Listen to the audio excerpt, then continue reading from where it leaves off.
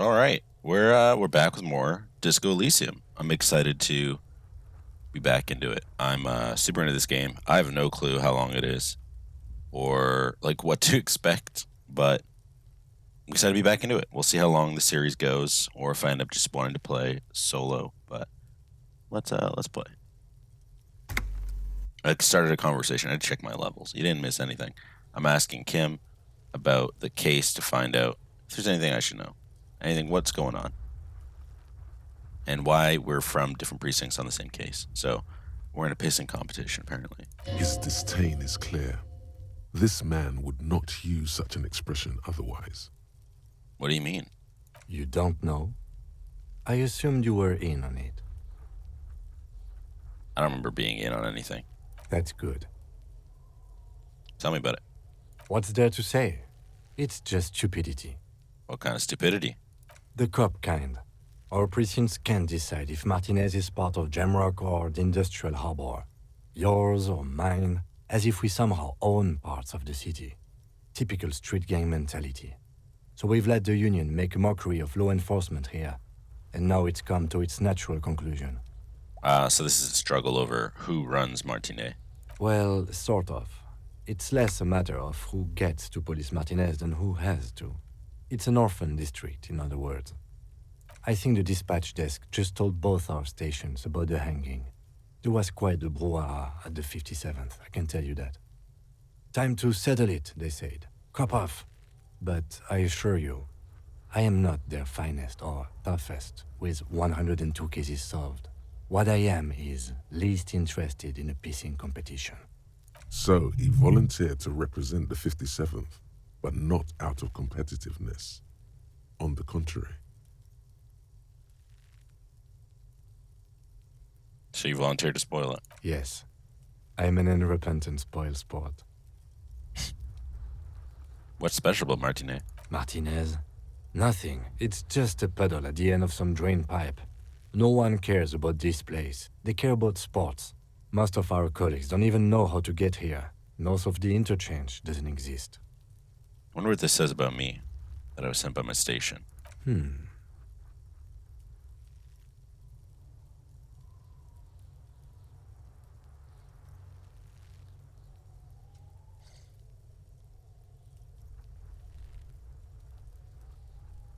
I was sent to teach you a lesson in style. Okay. Style me. Should ease up. Need more looseness. No, I don't. I used to. Plain clothes did the trick. For both of us, it seems. Now, was there anything else you wanted to ask about the competition? If not, we should move. All right, enough about the competition. Tell me about something else. Yes, it's a wholly pointless matter. Forget I ever mentioned it.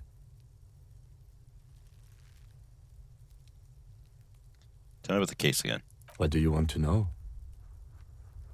Would you say that this is a mysterious case? No, it's not a particularly mysterious case.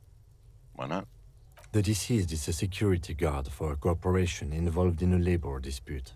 It doesn't take a DeLorean polymath to put the pieces together. I just don't see the case getting more mysterious than that. Okay, so the case probably isn't mysterious, but could it be sexy?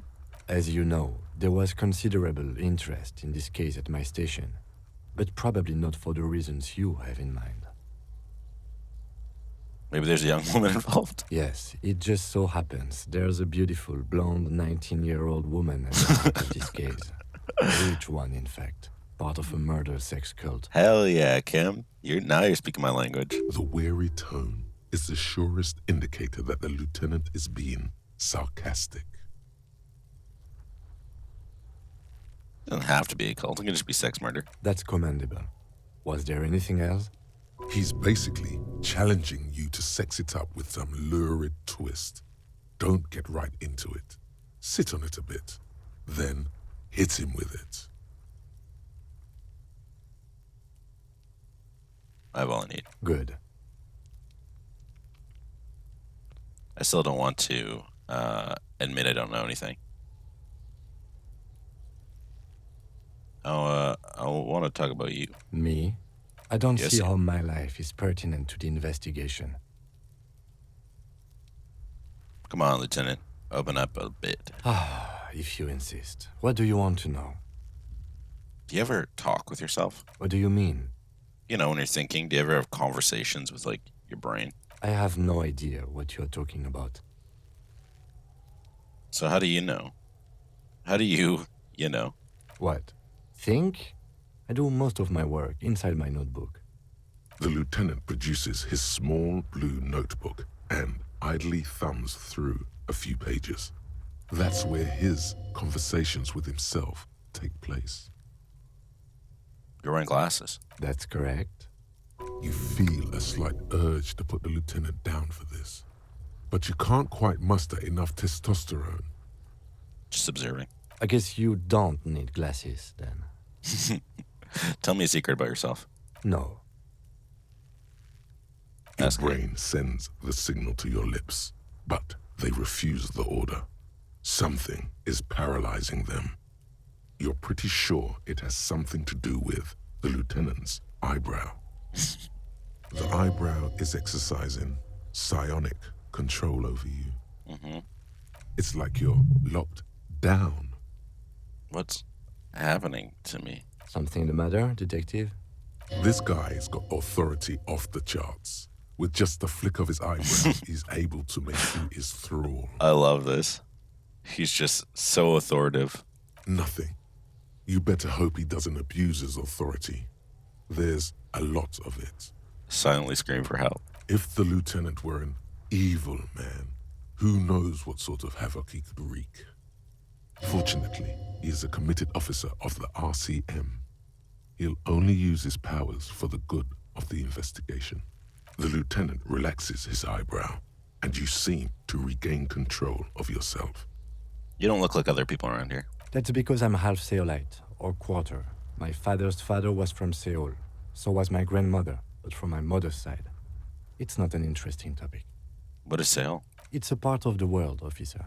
A geopolitical entity and a geographic division. I told you it wouldn't be interesting. You're only making it sound uninteresting. I still want to know more about Seoul. You're barking up the wrong tree. I don't speak a word of Seolite. I've never met either one of my grandparents, and I've never been to Seoul. I'm a regular Revacholière. That's all for now. Good. Let's change the subject. You seem to be following me. Excuse me? Nothing. It's just an observation. You have a distinctive way of walking. If I were to walk in front of you, we would surely collide. What do you mean distinctive? I hope you don't take this the wrong way. It's just a collegial observation. In the 57th, we call it the Jamrock Shuffle. Officers from Jamrock's 41st Precinct tend to move a bit erratically. How's that? They say it's a scene-clearing technique developed by one of your lieutenants for gathering evidence. It's erratic, yet thorough. Prioritizes containers. Yes, but containers contain things, shiny things. They're interesting. I don't know what that means, but you're kidding me. Why containers? I don't know. Containers contain, I guess. I'm making assumptions. We should move on. Passing along frivolous interdepartmental stereotypes is not usually his oeuvre. He regrets bringing it up. Okay, let's try. Only banal things strike you. At the one you should be ashamed of. Oh boy. It's no wonder the soft one doesn't want it back.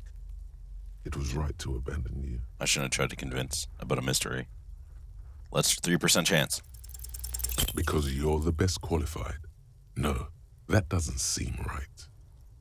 Doesn't seem right. I'm exceedingly qualified.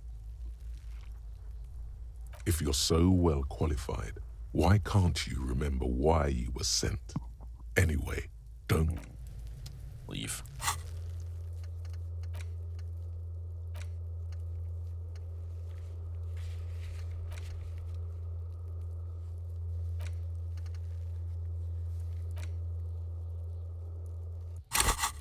Oh, right, I leveled up. Map. What did I just lose with Kim? Logic and Inland Empire. My logic is very low.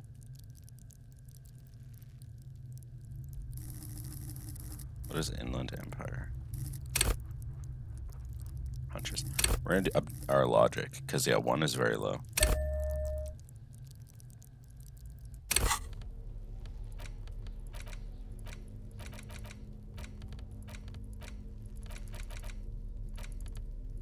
Oh, can I? It's the ledger you found in the trash. A cabbage of papers hanging from the board, with the permeables drawer inside. Open it. It's bit. Just relax. The two sides of the board are slightly misaligned, like a drawer that's come off the slides. All you need to do is bend the plastic on your knee, slowly. The slides snap back into place. It should be possible to just, Slide it open. without resistance or sound. The two panels move against each other. The compartment is now open. What's inside? 2 ticket stubs and a handmade postcard. Fucking kill yourself, you asshole. That seems unnecessary. Pick up the ticket stubs. 2 octopuses are smiling, reaching their tentacles toward each other in the colored pencil drawings. The tickets permit access to the zoo in Revachol East. The aquarium costs extra. These let you go there, too. Okay. Pick up the card. Thin wax paper has been glued to a piece of cardboard. Sounds like leaves rustling when you pick it up. You see violet flowers, floral patterns, patches of glue. Smell it. It smells of chewing gum, apricot flavored, a touch of cinnamon, the end of summer. You think the label says tutti frutti. Open it. Familiar handwriting lines the inside of the card, looped, round letters in a woman's hand. A young woman in her 20s. There is care, effort, and a smile, you think. Although that is not something you can read from someone's handwriting. Harry, it begins. You're already reading. I wanted to write you a letter so you can read it when you wake up. Maybe it will make you happy. Throw it away, please. But it'll make me happy. A merciful wind blows in from the bay of Revachol, dusting the ground at your feet and raising newspapers far away. You feel the card slipping into it. Hold on to it. Read the card. Your hands shake holding onto it. Every morning when I step out, you're asleep behind me. It says, I find a little piece of sadness in me. I carry it in my chest down Voyager Road. Every step I take, it grows. By the time I reach the fuel station, it has filled me entirely. I step onto the light rail and look back. Sparks fall from the bow collector. I know it will be like this until late afternoon, when I get off the 42 and walk back to you. Keep reading. You. Every step I take will get lighter. It almost makes me run. Sometimes I do. I can't believe I met you. I can't believe the happiness I feel with you. You have a vast, vast soul, and I will always, always, always come back to it. Kisses, kisses, kisses. You feel the air sucked out of your lungs and the blood sucked out of your head. Everything around you gets dark. Small white dots appear. You feel the ledger slip from your hand. No, hold on. Hold on. To what? There's nothing. Detective, is everything all right?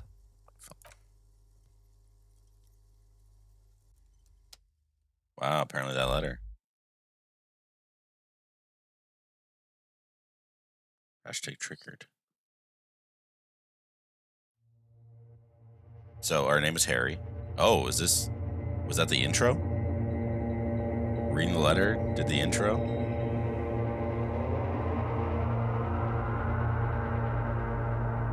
Or did I win? Like, I feel like maybe I should have done something There different. is nothing.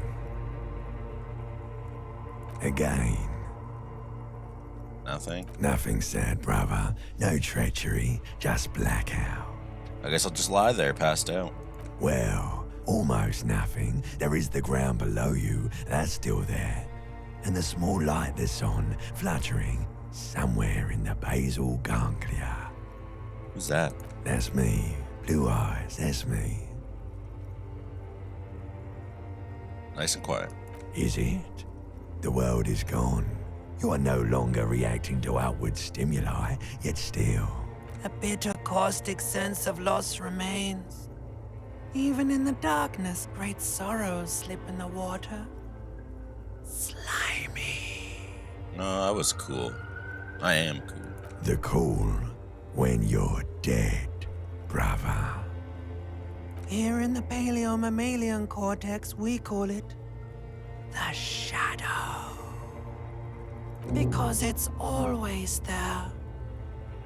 White morning. Tell him. Ah, yes.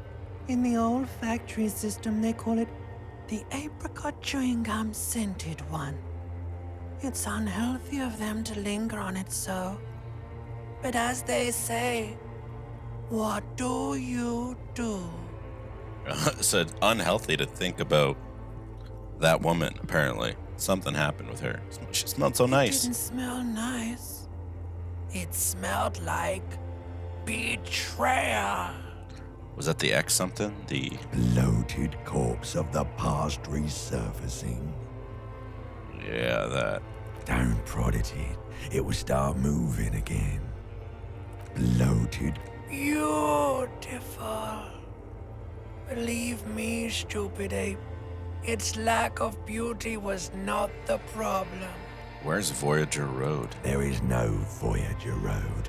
There are no roads, no houses, no lights in the windows. It's all on pause. Enough. Just lie there motionless. You think they would let you until you disintegrate into biomolecules? No. Someone is breathing on your face now, inspecting your pupils, stupid idiot. What is that? It's cold. Yes, they're pouring something on you. It's in you. And It's delicious. Oh. Glowing lights on a dashboard emerge out of nothingness. We're back. Where am I? In the upholstered cabin of Lieutenant Kitsuragi's motor carriage, seated in the driver's basket. The air is thick with leatherworks and heavy fuel oil. Cold water runs down your chin. Drink. Water. This is time-based, so I kind of want to get it started. White morning. You see yourself from above. You passed out in the blue tiles of the hostel room floor. Even from this distance, you can see your eyelids flutter. At the mention of what? A great white object letting out its sweet smell like the lily of the valley. The little man's forgotten its name, but he still remembers the feeling. And look, he moves. The feeling animates him. He instinctively reaches out for the feeling's best friend, a bottle of Commodore Red. He puts on his disco clothes and gets smaller and smaller.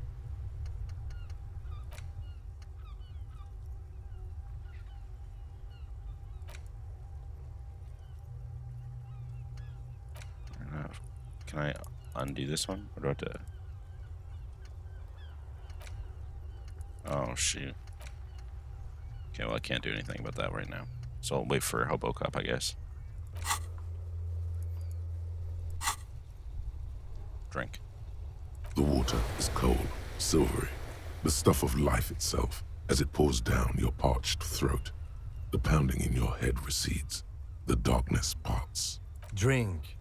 You haven't drunk water in 2 days. Did you know the human body is not made to survive on alcohol alone? You need a secondary form of hydration. You know, I'm actually more of a magnesium-based life form now, which is hilarious. That's just a drug addict myth. In reality, you're still comprised of dihydrogen oxide, which you must replenish to go on living. With greedy gulps, you down half a liter of cold water. Some of it spills on the driver's seat. The lieutenant pays no heed to it. What happened?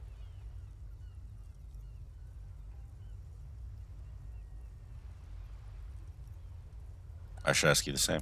You were reading your paperwork. Then you passed out. I carried you to my kinema to take you to a hospital. Then you came to. How long was I out?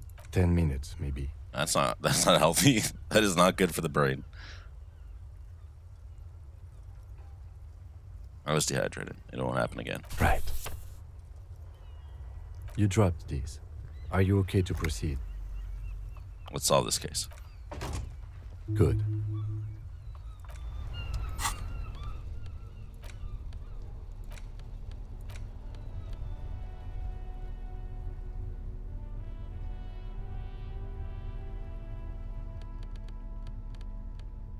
Change from an interact to a tool. Okay, we need to go to the harbor. I'm gonna call up here first. An old call box, an off-key melody starts playing. Kuno, please stop calling here. Grown-ups don't have time for your stupid games. This is the police. Please open the door. Oh, I'm sorry, officer. I thought you were... But the doorbell is broken, and the bookstore shouldn't even be on the list anymore. So I can't help you. Please don't call here again. Thanks. A single beep indicates that the line has gone dead. All right, Andrew Orlando here. You ring the doorbell, but no one answers. Okay, how about Artemitep's boxing for young athletes in gym? All you hear is static, but no one answers the call. 24-hour window. You ring the doorbell, but nothing happens. Emma's Fashion Atelier. You wait for a minute or two, but all you get from the call box is silence. No Go for one Ron's taxi. answers the call. Looks like someone has melted half the plastic off with a lighter. The doorbell doesn't work anymore. Slipstream SCA. You hear static from the intercom speaker. It sounds as if someone has picked up the receiver, but isn't saying anything. You can almost hear them breathe. Hello? Is anyone there? Yes, hello. This is Tricentennial Electric. This is a woman's voice crackling and fragile through the static. Have you come to place an order? Ooh, sounds so cool. Wait, but what happened to Slipstream SCA? There's no Tricentennial Electrics on the list. Yes, I've come to place an order. My God.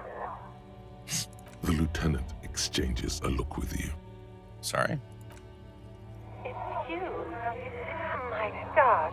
I didn't think I would hear your voice. She must be mistaking you for someone else. No, something's wrong here. Are you sure she's talking to you?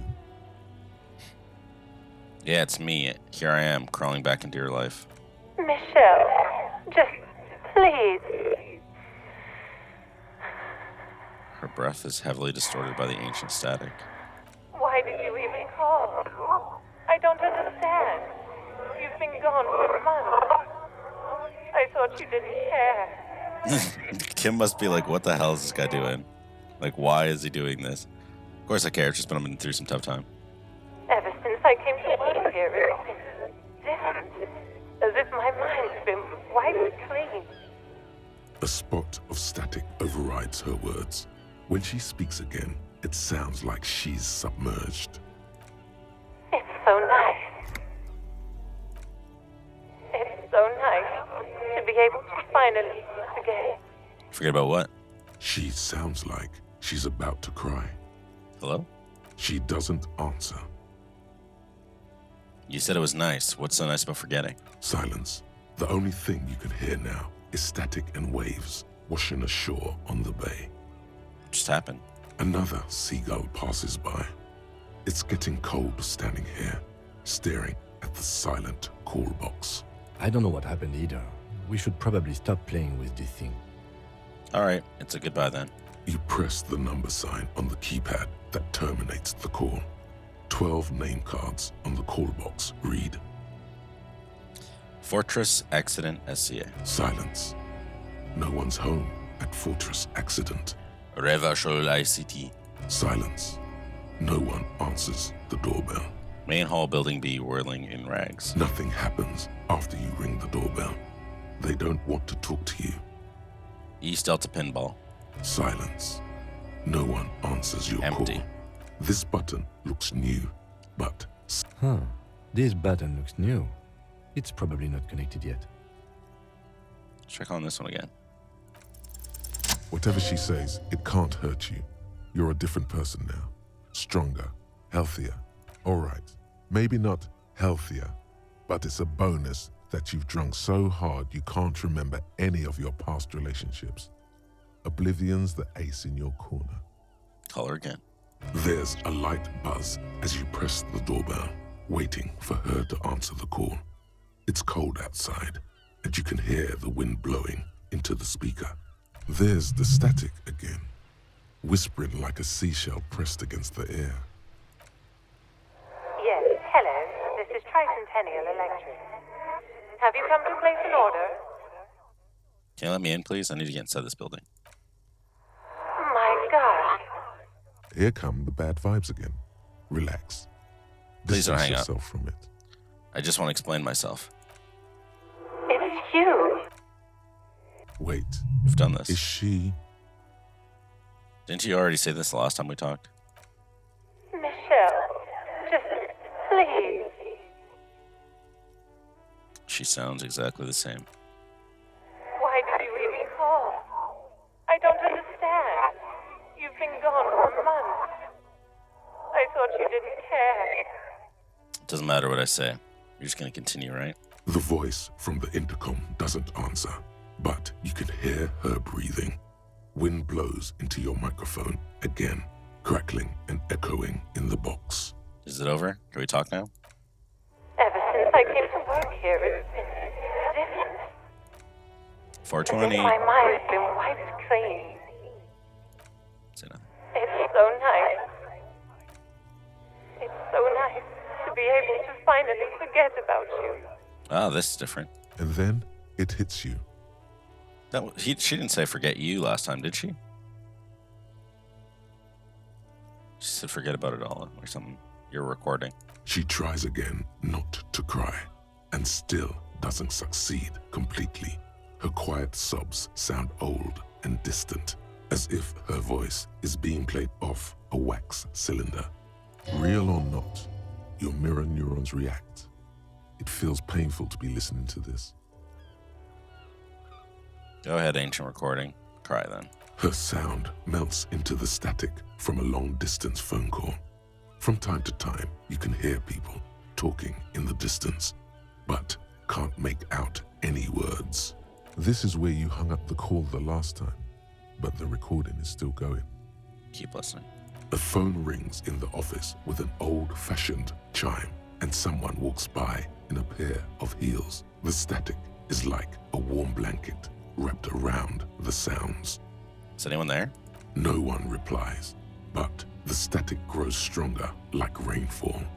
Then a female voice speaks out, completely different from the one before. Glorious and total somehow, crawling inside your head. Her words are too cold to comprehend.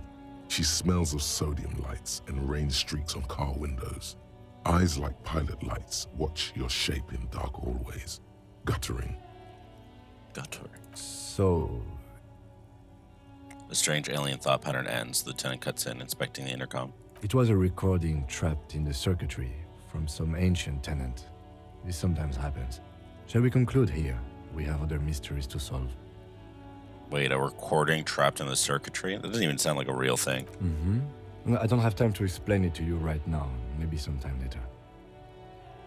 Looks at the sea almost wistfully. Something weird just happened to me. Don't take this the wrong way, but during our short stint working together, something weird is almost always happening to you.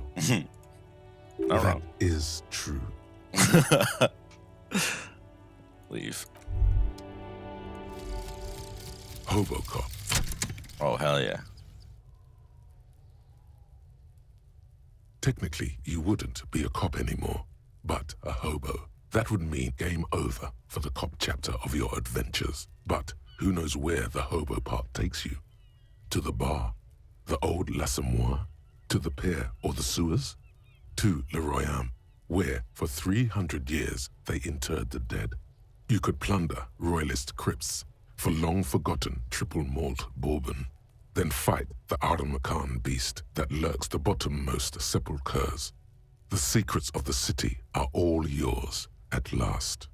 Interesting. So it reveals extra special collector's edition tear bottles on the map. You get more bottles for selling tear, and learning cap for shivers is raised to 6. Mother, father, dude. I want to internalize, but these are full with these things that I don't want anymore. If I do this, my revert goes away. All right.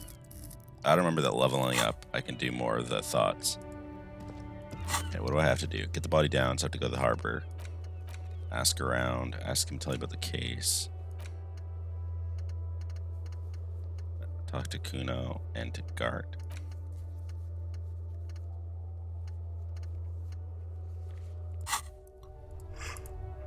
I mean, I have asked him about the case, but I'll ask him Yes. again. Tell me about the What do case. you want to know? Literally anything. I can't remember a single thing. Ah, yes. The case brief you missed. Now I remember. Yes, that sounds good. 3 days ago, the RCM emergencies desk received a report about a security guard who was found hanged in Martinez. An anonymous caller said there was a dead body behind the Whirling in Rags hostel cafeteria. The cadaver had been there for 4 days. No one had come to investigate.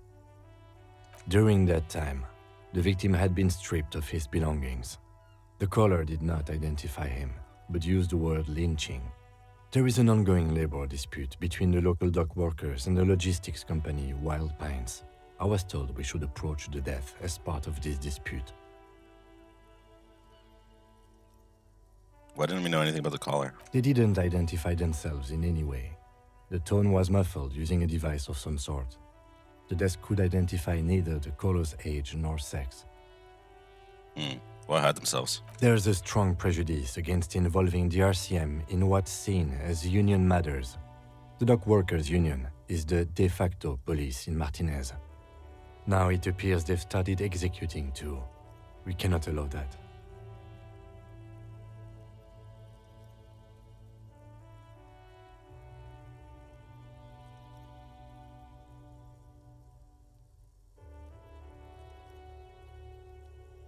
Let me just make this perfectly clear. Our job here is to find the killer. That's right. Okay. Oh, that's You good mean point. like a Perfect. brief? Do you want me to brief you again? No. There's no reason to wing anything. 3 days during that time, the victim had been stripped of his belongings. Is the victim? A Do we know who the security victim is? guard or worker of some sort hired by Wild Pines. This was just hearsay from Martinez, of course. We need to find out the truth.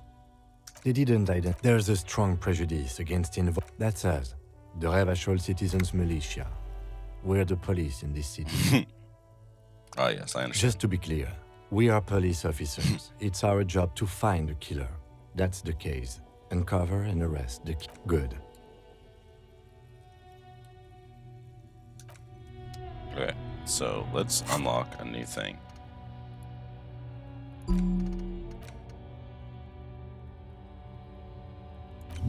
We're gonna unlock White Morning. Oops, don't stop. It's weird how I have to use a skill point to get rid of stuff that you have put in here, but you can't tell what it's gonna do when you're doing it. So it's like, oh crap. Okay, what do I want to do next? Let's go over to the car, because we're here.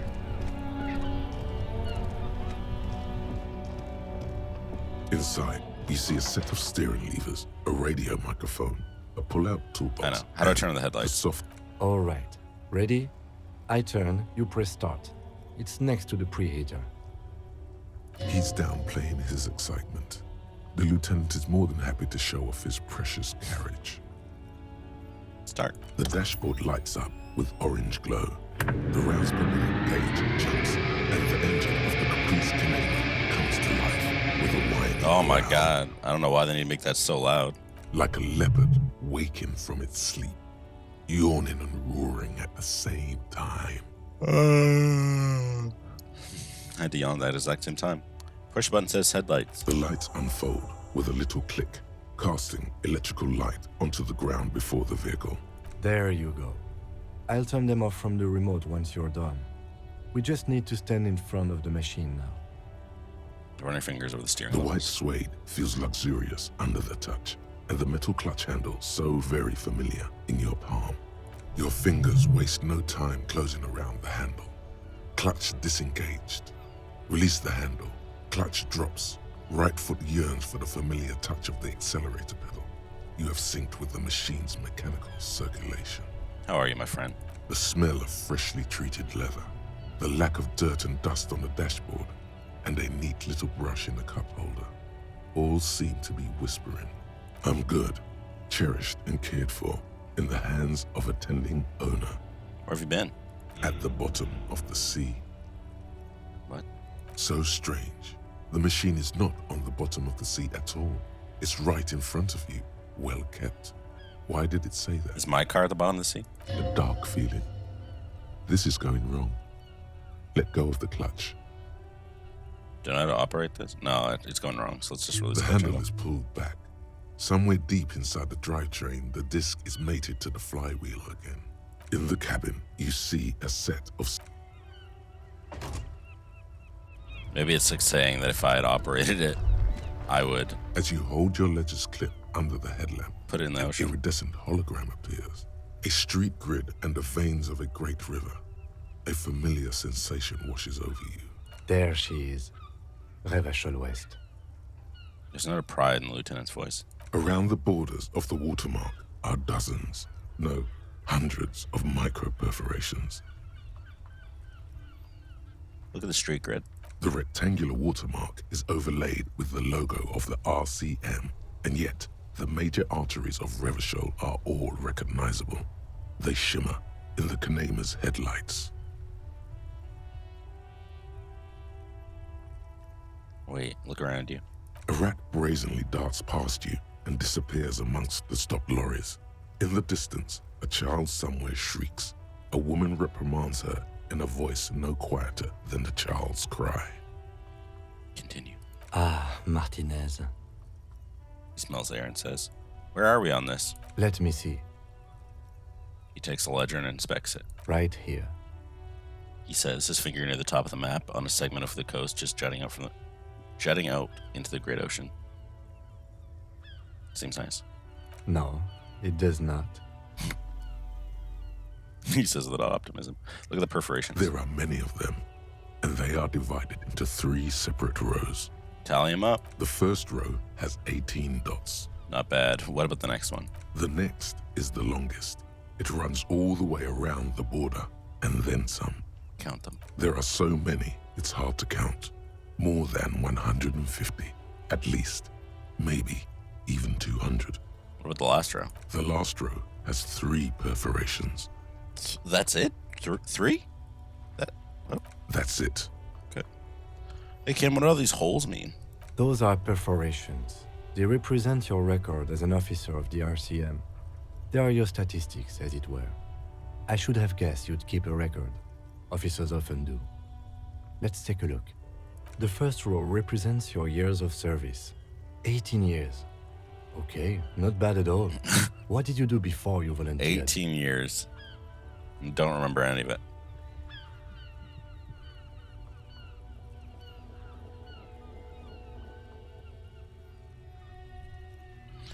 "18 years I've done this?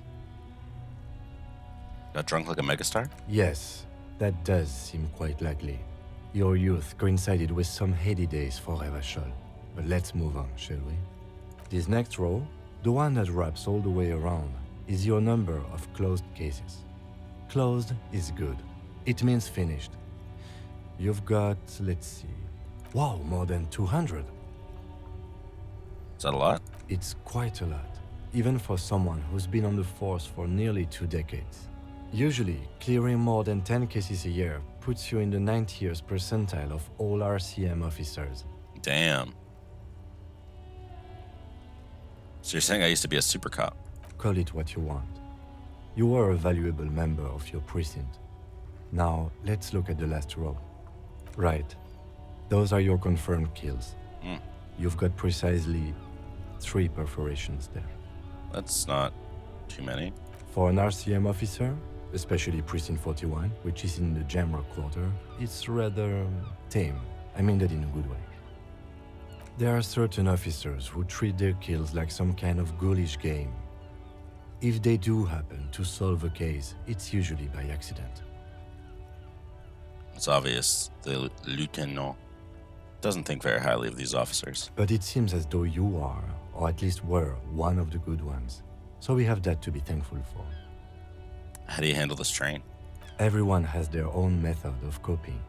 Some more effective or self-destructive than others. It gives you a meaningful look.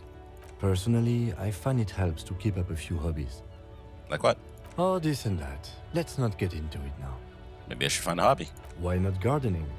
You've already got the gloves. Heyo. It's meant in earnest.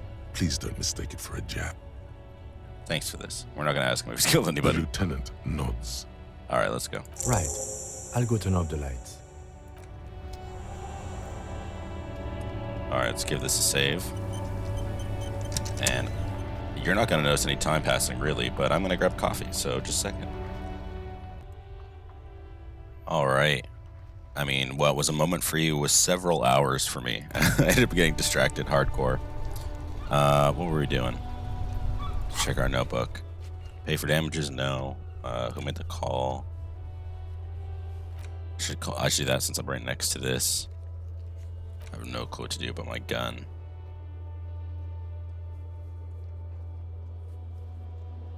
The local pawn shop. Interesting. Then I gotta talk to the guy inside. Sylvie! Inside, you see a set of steering levers, a radio microphone, a pull-out toolbox, and the soft... This Pick is it up. Precinct 57. How may I assist you? I want to go to Sylvie. This is Firewalker. So funny. Of course. What is the number, officer? Kim, didn't Gark give you Sylvie's number? Yes, hold on. Her number is 005 1944 298. Received. Hold on, officer. Thank you. Nice noise. Perfect. Start slapping a marching rhythm on your thighs. Give it a minute. She might be busy at the moment. Takes a bit to get to the phone.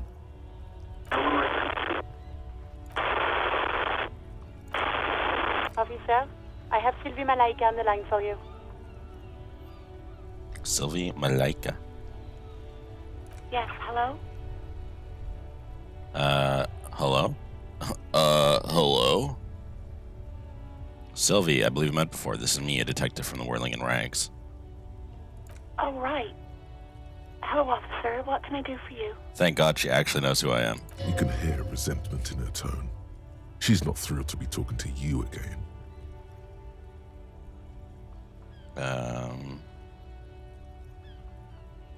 You quit your job at the Whirling. Why? You mean, why did I leave the bar? Honestly, I'm not really comfortable discussing it with you, sir. Oh God, it had to do with me. Why aren't you comfortable? Let's just say I left because I needed to get away from someone. Oh God, it's me. Get away from whom? You know whom? You think you hear a sliver of accusation in her words. Me? You need to get away from me? I really don't want to talk about this. Let's just forget about this, okay? All right, I won't push you. Are you ever coming back? Maybe, I don't know.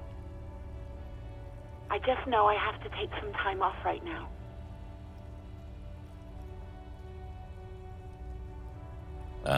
Was it you who called the police? No, not me. Do you know who made the call? No, sorry. I don't. Not a lot of people have phones around here. Copper thieves take the wires. People don't have the money to have the cables put in again. They use the Union's phone, or the one on the coast. It was someone else. We'll find them sooner or later, officer. It just might take a while. Why didn't you call? Didn't a corpse around your workplace bother you? What? Of course it bothered me. But I thought the Union already knew about the corpse. What does the Union have to do with anything? No one calls the police. The Union would get angry. What do you mean by that? You know, what the Union says goes. People listen to them and they take care of their own, which is like everyone here. Wait, Kim. Is she speaking the truth? The Union is law around here? Legally, no. In reality, yes. Martinez is de facto policed by the dock workers union. Words are not necessary to feel the lieutenant's discontent for the situation.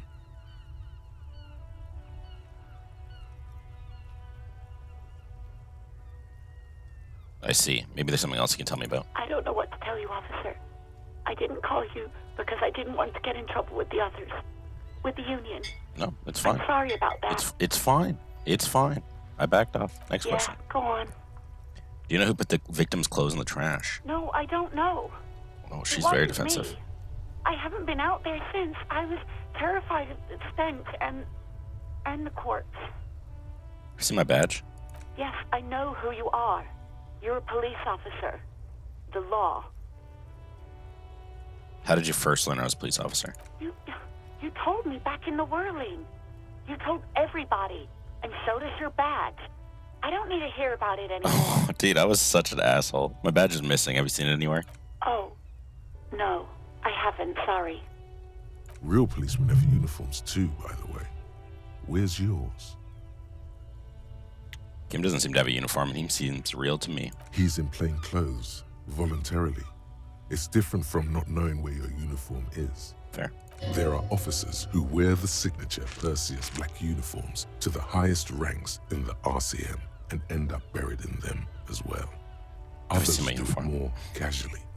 Looks like you're one of them. Have you seen my gun? Please, no. Not this again. Everyone saw your cool gun, detective. Oh my god, dude. I was the worst. I showed you my gun. When did it happen? You were trying to impress some people with it. Everyone was eating, and And what did I do?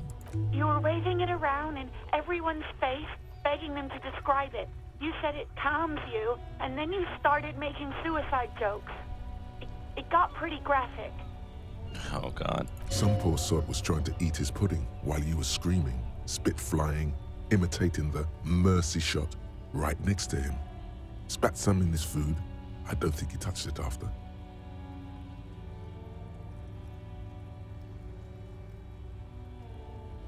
Okay. I don't know what to say. Me neither. But what happened to my gun? No idea. All I know is next you were waving around money instead, saying things like big bucks cannot lie and guns can't buy money, but money can always buy guns. It almost looked like you pawned it. But believe me, I did not Oh ask. god, I pawned it. Do you know how my paperwork ended up in the trash behind the whirling? Well, you tried to jam it down the toilet, sir, clogging it completely. After I had unclogged the toilet and retrieved the paperwork, I threw it out in the trash, thinking you didn't need it. I am sorry about that. Anything else, detective? Have you seen my policeman uniform? Uniform? I never saw you in any uniform. You had your things disco. on. The disco thing. The disco things. I think I got everything I need, thanks. I do hope so. Please, don't call me again. Bye. Wait, why does she seem angry with you? Yes, you have obviously done something to upset her at the whirling in rags when she was still working there. Wait, before you go, you're mad at me, right? Tell me, what did I do? I can't remember anything. I'm not mad. It's just you were so drunk and so emotional all the time, and then the skua thing happened. It just made me want to quit. What skua thing? The stuffed bird, the great skua. You threw it against the wall while screaming, "Fuck that bird," and laughing like a maniac. Oh, God. I think you said it had been giving you shit ever since you got there. Why do I always end up screwing everything up? It was a pretty bird. There since I started working in whirling. I really liked her. We call her Scotty. There's genuine sadness in her voice. So you're telling me I was the one that made you want to quit? Yes, obviously. You were the worst client I've ever seen. And I have seen so many assholes in this place. I've had sailors fighting, union guys grabbing my ass, kids stealing booze. Once a guy was glued to the karaoke machine every night for 2 months. But you, Go on. I want to know what I did. well, you were worse than all of them. Honestly, you were getting borderline aggressive. Even about little things like not turning down the volume at 3 a.m. I even liked one of those songs you kept listening to on repeat. No more. I hate it now. Hold on, what song? We Go On by the O.O. I can't listen to it anymore. You've turned it into a parody. Sorry. Sorry about the song.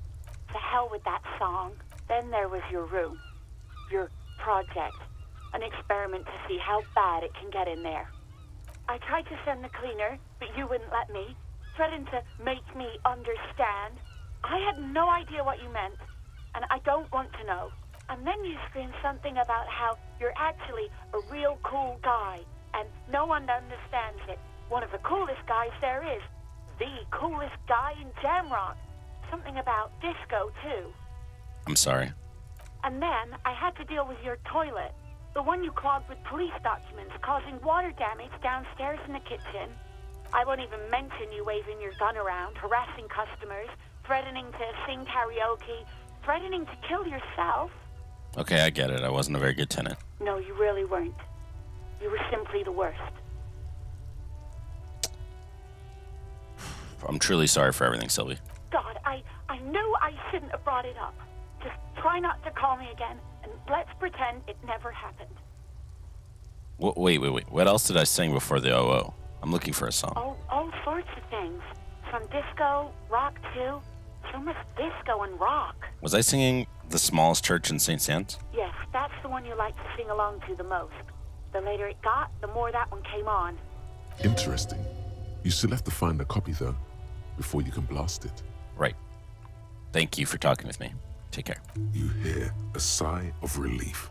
Anything else I can help you with, officer?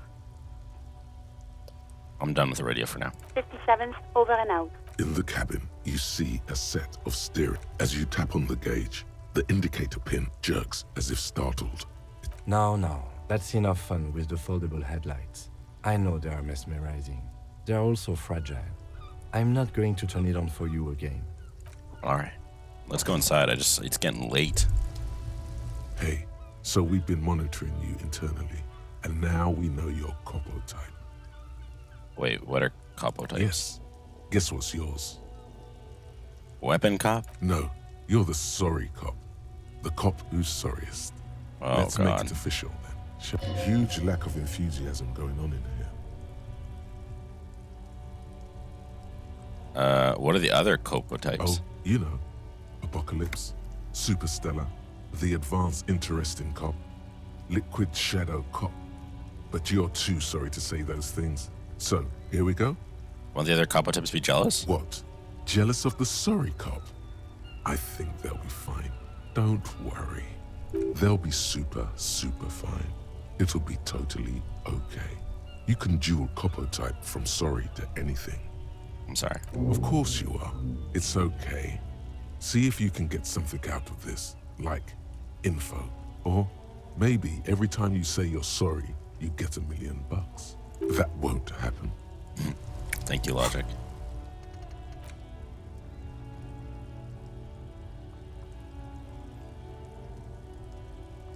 You're one sorry piece of shit. A cop penitent, a flagrant cop monk. This is not the right line of work for you. You should be groveling at the feet of a feudal lord, providing lurid evidence against yourself at a Mazovian show trial, or ripping the flesh from your back with a cat of nine tails. Whatever made you this way, you can be damn sure it was your own fault. Do it. Really. Criticize yourself. Who knows? You might uncover something of importance from your guilt-ridden past. Perfect. So cool. Because instead of being like, F you to the maiden, the bar wench, I said sorry. But I mean, it's true. I haven't really given myself a character. I guess I should. I guess I am somebody who wants to be better in this playthrough.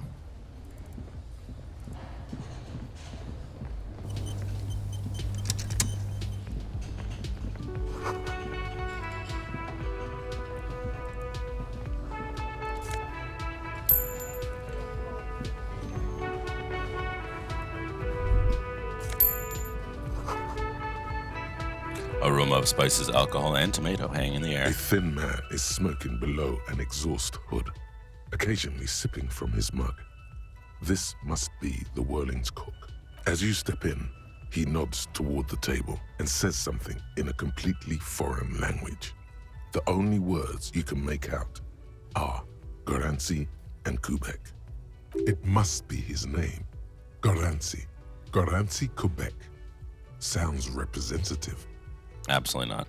Hello, sir. Got time for a few questions? The man puts his cup down and replies something, his left hand drawing arcs in the air. You've got some impressive pots there. He smiles and bangs his ladle against each of his pots in turn. Stay masculine. You see a heavy steel door with a prominent dimple lock. It's painted blue. You immediately feel drawn to the color. Blue is for mystery. I wonder where this door leads. You do? It's a door in the back of the kitchen. Why do you care where it leads? The winch, outside, in the backyard. Remember? No, your fingers do. There was a winch outside on the roof, like that of a small elevator. Well, if there was a winch, I suppose we could look into it. As a side investigation. Yes, a mini side investigation. Gart is the person to ask about this. The cafeteria manager. Try to push on the door. The door does not budge. Touch it. The cobalt blue surface feels rough to touch. The stainless steel door is flush with its frame on every side. Old cobalt paint, rough on the fingers. 40, 50 years since this was painted, maybe.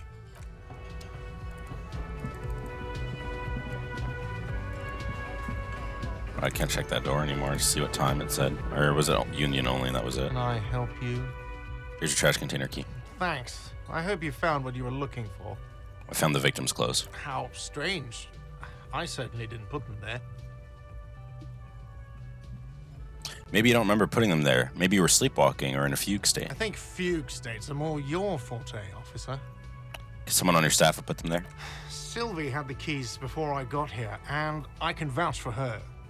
I can vouch for all my staff. None of us would tamper with the crime scene. Well, who else has keys to the trash container? The trash collection service, CS Municipal. I don't see why they would put anything in the trash, though. Exactly. Ah, the elusive CS Municipal. I doubt we'll be able to track down who was sent here last and when. This will have to be one of those little threads that solves itself down the road. Thank you anyway. Thanks. Let's talk about something else. Yes? Gart, I saw another thing at the whirling. Another thing. Great. I love those. There's a mysterious blue steel door in the back of the kitchen. Oh, yes, that door, sure. There's nothing mysterious about it. It's just a door. Do you know what's behind it? Do you have... No, I don't have a key. I don't know how to get there. And I don't care either. It's not like I've been wondering about it for 10 years. It's just a frit warehouse, probably. Or some boring storage space with a bunch of old junk and dust. Junk and dust. He runs his finger along the counter to check for dirt. He's attempting to maintain an air of indifference. It's absolutely not convincing. I think you'd like to know what's back there. Fine, okay, a little. But my job doesn't leave me time for wondering about one locked door in one of the cafeterias I manage. So I haven't opened it. I have cleaned the whole place 100 times over, though, after the animals. And I haven't found a key, so good luck with that. I saw a sign that said the mess hall was reserved for the union. Yes, not the whole damn union, thank God. Just the nastiest and loudest faction. He tosses his head in disdain. They come here in the evenings. Dumb, unruly types. Think they're big shit. But they're good customers. They place big orders and always pay on time. We should find out who this Lord faction is, occupying the booth. Loudness means talkative, and we need info. How do we find them? We don't. We have to wait. They'll show up sooner or later. Men get hungry, even men on strike. You glance at the clock on the wall behind the manager. Huh. It's after 6. The sign said, it's after 4. The sign said reserved starting 4. Why isn't anyone in the mess hall? Good question. He turns to the cafeteria manager. They're probably getting drunk or protesting something somewhere. Or laying low after the, lynching. Why is that? They probably fucking killed that guy or something, and that's why. I have a feeling we'll make their acquaintance sooner or later. There's something else I want to ask about. Yes. Goodbye. Oh, 2 seconds.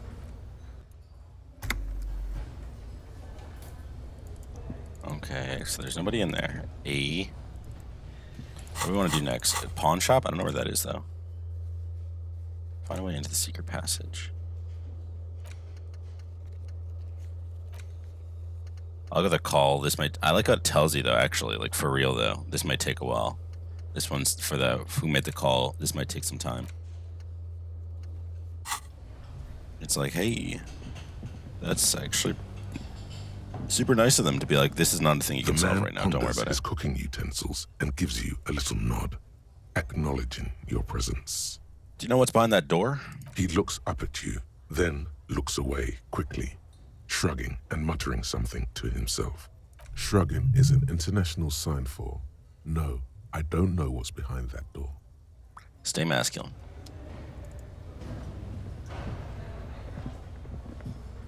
Oh, who's this fella? That dude's still sleeping. That sugary black rum stain on the counter makes you teary-eyed with joy. It's almost touching how syrupy and sticky it is. How long have you been up already? Not now. Oh, excuse me. Do you have something better to do than lust for sweet syrupy rum and lemonade? With a twist of lemon? Maybe lime. Maybe who cares? Just rum. Finish your thought. We're not succumbing to the need to drink off a table. It's all about money, you know. Wow, he had a lot to add. Oh, I can't exit through this door.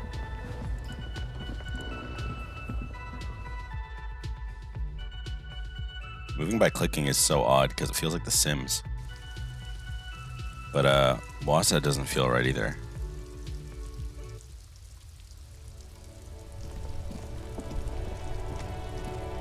Oh, let's talk to this feller. Hello? I am a gander and a hunter and a gatherer.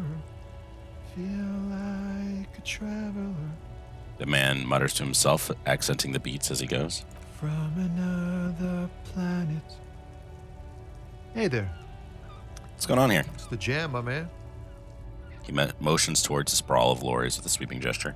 The air from the east is thick with the smell of crude oils, heavy metals and other byproducts of the modern era.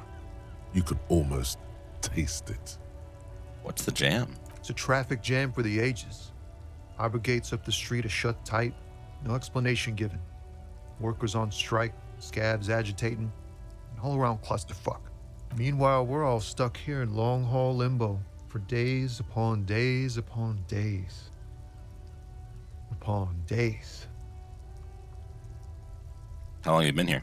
Feels like forever. Like I was born on this here roundabout and this was all I ever knew. Just me and the metal and the tires, the oil and the fumes of mazout. You say it again, only with a little less plotting. Everyone's a critic, man. It's okay. I've been here a whole week already. So tell me, what do you need? Know anything about the dead man?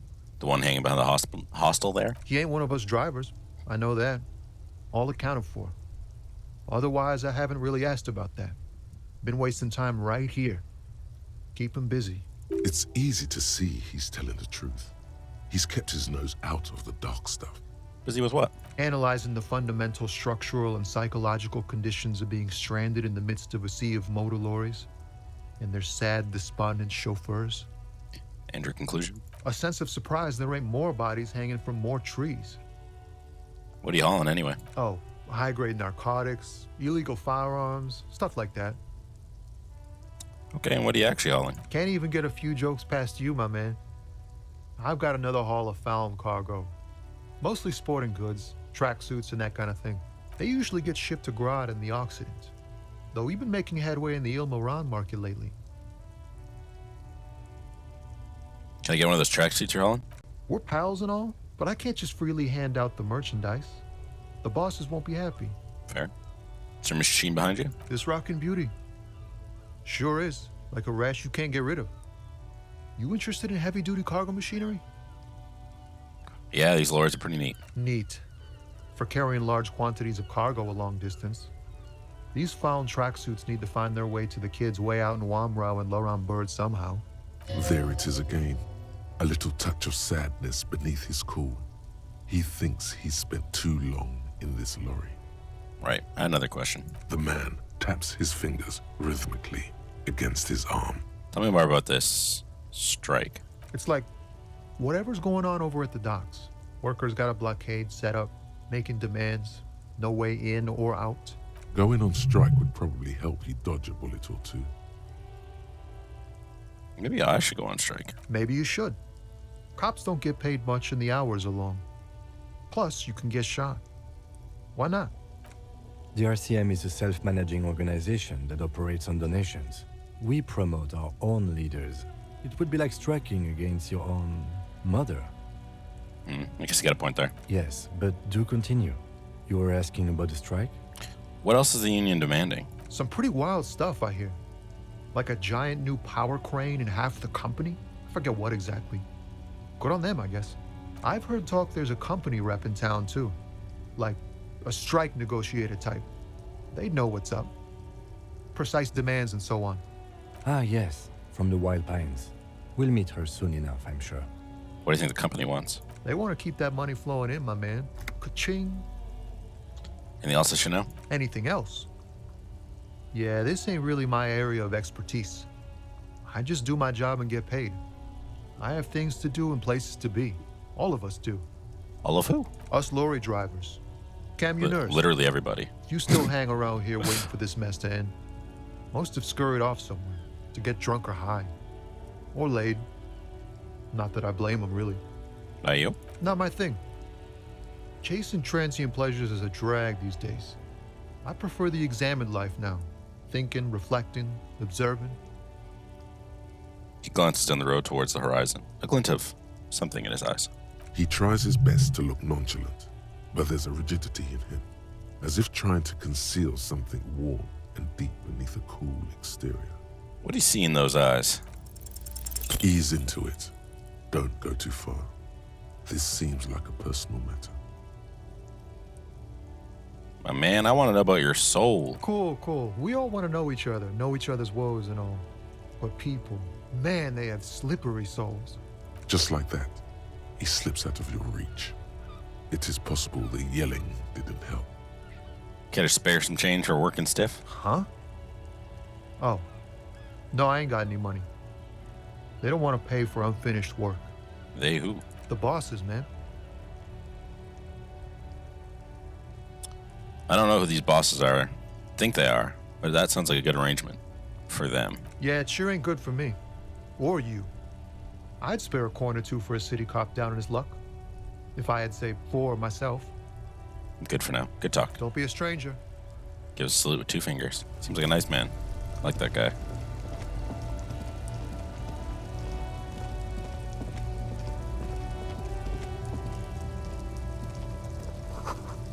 A bold slogan, Humanox, covers the truck.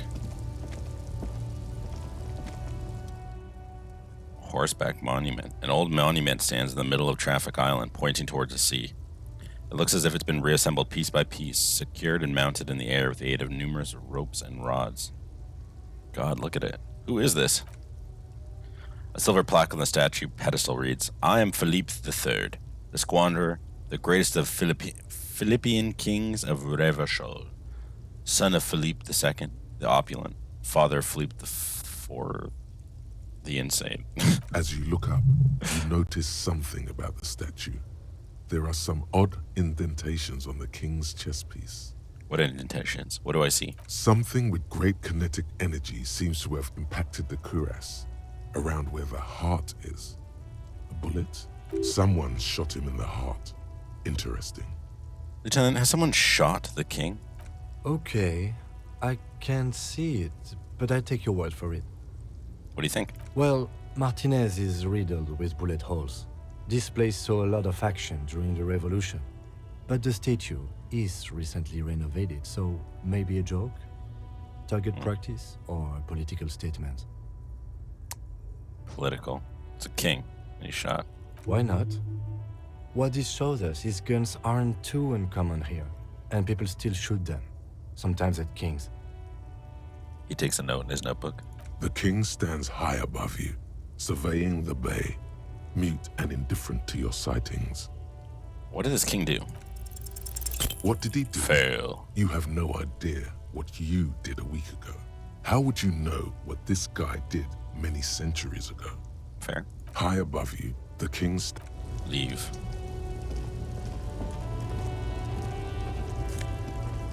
Sick, and white tank top.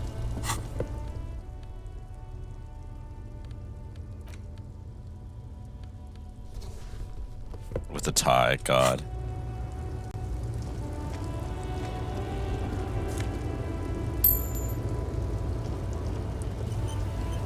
The small, wrinkled woman does not greet you. She nods along to something on her radio. A photograph is clutched in her hands, and there is a warm smile on her face. It's the warmth of a winter night's fire. Maybe she could give you comfort and shelter, some cigarettes and food money. Maybe she's your... Grandma? Excuse me, ma'am, I'd like to ask some questions. No response. Wherever this woman is, your words fail to reach her. Grandma? Nothing. Her smile just keeps widening. Her hair is gray like lead. Snap your fingers? Wait, she's just a distracted old woman. Better to leave her alone. Why? Why? I just told you why. If you say so.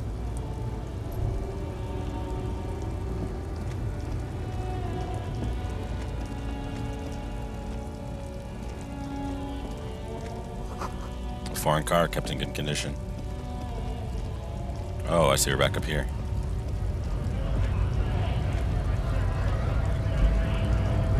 Right to work! Right to work! What is a strike? When a bunch of ungrateful, lazy cockroaches can't get their act together, decide to block honest work for other people. What do the strikers want? Beats me. They mumble nonsense about boardrooms and workers' rights, while we have the right to work! Oh, right, because these are scabs. They're actually not involved in the striking. They're just trying to go in there and take the job There's of the something people who are odd striking. in the way he carries himself. His set of clothing looks vaguely mismatched. The different pieces of the attire seem ill-fitting. He stole from the body. Ill-fitting? What does that mean? His shirt is far too small and an unpleasantly tight fit, while the overalls, held up by a belt, seem to fit a man with much more corpulence. More like corpulence. You wearing new clothes? He ignores your question, choosing instead to turn to the emaciated workers, raising both fists in the air. The clothes are obviously not his. We did find some clothes, though. Silence is the answer. There's something off here, but he won't say what. You've been talking to him for quite a while now. Something is off with this guy. Ask him where he's from. Okay, I gotta ask, where exactly are you from? What's it to you?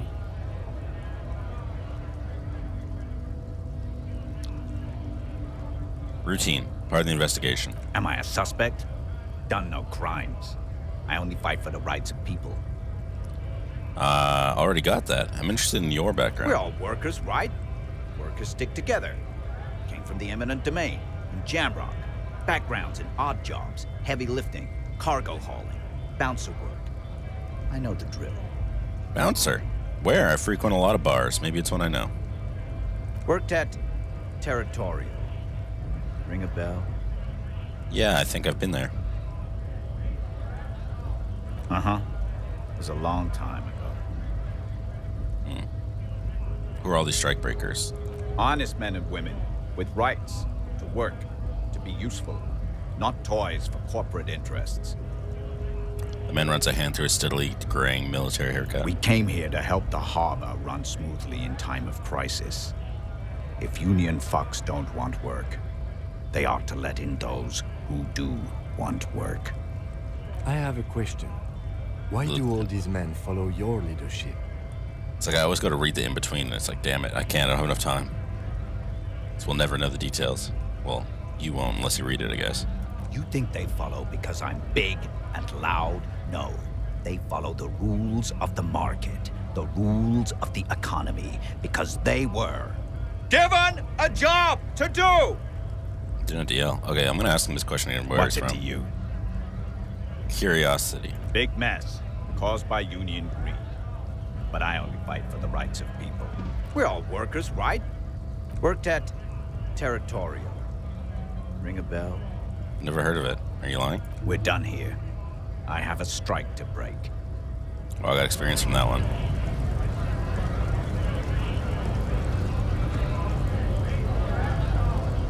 Let's go to the freak quickly and see if there's an explanation for the door.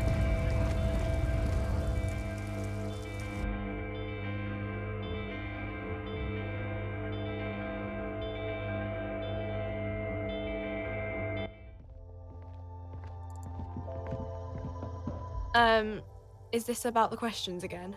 Because I don't really know anything. Does Freed have a warehouse in the back of the Whirling in Rags? A warehouse? I don't know. Maybe. I don't really care what Frit does. This is important. She scrunches up her face into an expression of consummate adolescent skepticism. Fine. Frit doesn't have a warehouse. Just a little back room here. Okay? Okay.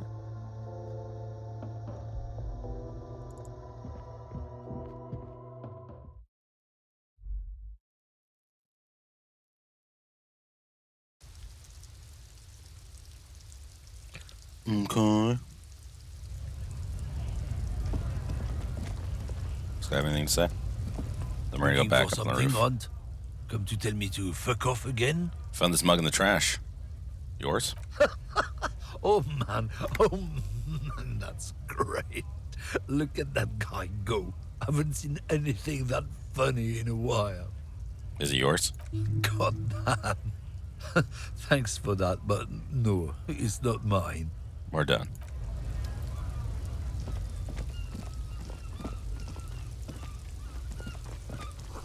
Close for winter, please use main.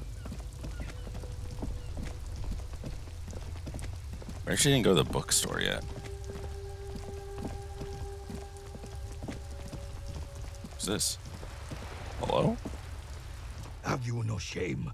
Whining about your back every time you bring out the measuring tape. René, you're a man with a fork in a world of soup. Please, let's just try to enjoy the game, all right? The other one's eating a big sandwich. I'm trying to, but you keep breaking my concentration. You're old. I can see that. We're both old. Now stop grabbing your ass like it's a girl. These manly men are playing balls. This is a ball game. Grab a ball and play it. Don't ask questions. Shoot first. Ask questions never. All right, I got this. Ball time. That's the spirit. Don't even waste your breath asking about the game. They wouldn't know anyway. They're way past their prime. Grab up the ball and show them how it's done. 92%, we got this. Hell yeah.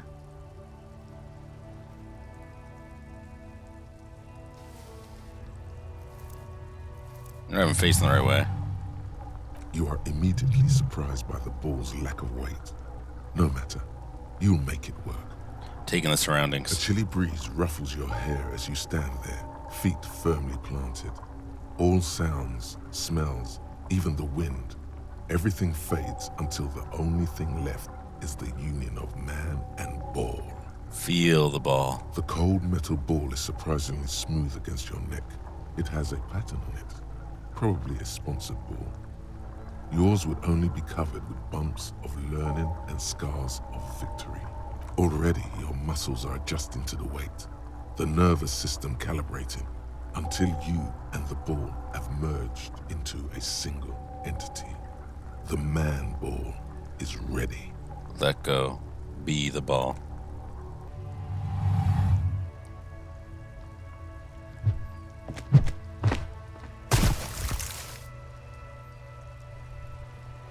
That was 100% not what you're supposed to Bordel de merde! do. Shit! What the hell is your problem? Not a weak right triceps, that's for sure. I don't care if you are a cop.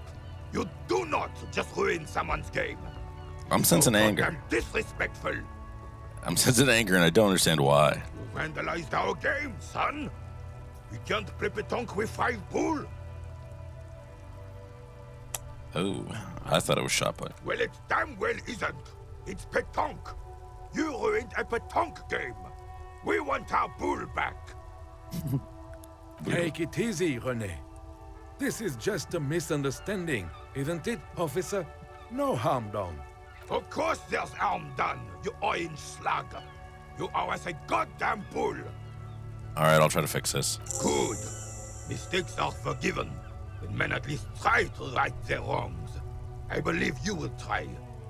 Now, why did you approach us? Just talk. It'll smooth things over. Old people like attention. You seem to like be playing in a crater. Yes. The terrain here provides an interesting variety to a familiar game. Do you know what created it? I do. Fire from heavy artillery. Okay, it was a crater left by artillery fire, but why? Why what? Why was heavy artillery used? Because that's what happens when communards hijack your country, execute your supreme leadership, and turn your capital into a slaughterhouse. You use heavy ordnance to clean up your home. Wait, who are the communards again? Commies, communists, socialists, anarchists, call them what you like. Those are very different things. They just chose the name to feel special. Senseless sentimentality. Did you use a chili fire against them? Sadly, no. It was the foreigners who brought them to their knees. We fought valiantly. Too valiantly. So valiantly we got licked. He had squeezing a bull in his fist. Should have fought dirty, like they did with their suicide sex cult propaganda and mad anarchist women strapped to shrapnel bombs. We didn't though, and we lacked caliber. God bless him, but the suzerain's cannons simply weren't big enough. Why shell them here in Martinet? Because this place is a damn beachhead. Had to soften the commies up first. The beachhead? Yes. The military coordinated amphibious landing to take back Revachol.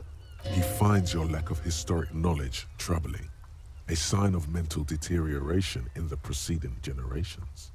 Martinez was used as one of the 3 footholds in Revachol during Operation Deathblow in 08. The other 2 are off in Stella Maris and the Delta. Not thoughtfully and turned to the northeast. This here is Blood Ground, where coalition boots first made landfall and cleaned those rabid dogs out. Most likely, we're playing petanque on their mangled corpses. Blood ground. You got old René going there. Like he isn't hungry enough already. Ah, that explains all the war damage. Damn right, son. They laid the fire of hell on the city before they stormed it. And it worked, too. There's a strange gleam in his eyes. The rest of the city got cleaned up, but Martinez they keep as a monument. And now the Union Socialists are practically running the place. Well, it's your own damn fault. You, we, the coalition, Revachol, whoever you want to blame, never finished the job. Officially, the party never surrendered. Of course, they still all influence. You don't even begin to truly understand the players on the table, let alone the specific circumstances surrounding the... What do you think?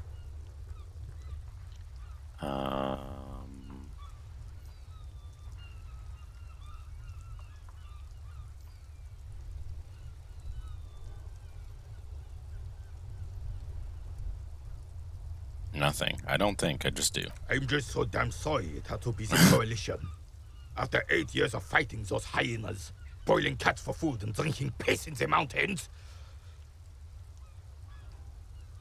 I love the ball throwing. I got distracted there for a moment because it's such a slick animation. Let's see if... I don't know how long the wait is. But he thinks about his move. He throws the ball. It hits some, and then... Here we go. So it hits that one, but it rolls back, and then this one just rolls in the place of that one. And then he grabs another ball from the hand behind his back, so it just can have infinite balls. So slick. I would have preferred if the Right Honorable King Guillaume returned through Revachol. Or even if that damn clan Frisel had risen from the grave and led us. Sadly, that was not the case. This royal failure weighs heavily on him. Instead, all that is just, holy, and beautiful in the world was wiped away, and now it's neon signs with toothpaste ads everywhere. Foreign influence peddling garbage and stupid music on the radio. This is just what the commies wanted. This was their plan all along. This is what they wanted to replace the role of the suzerain with.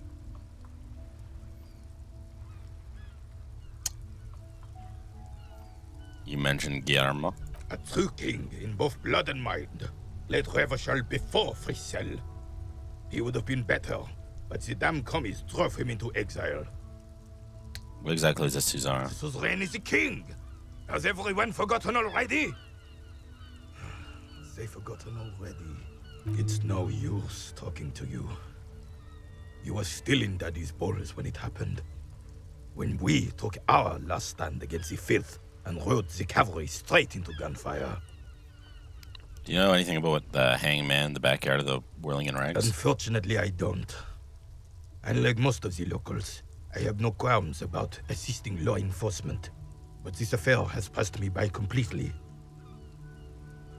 Most locals? In Martinez, the union is the law. So can you really blame them?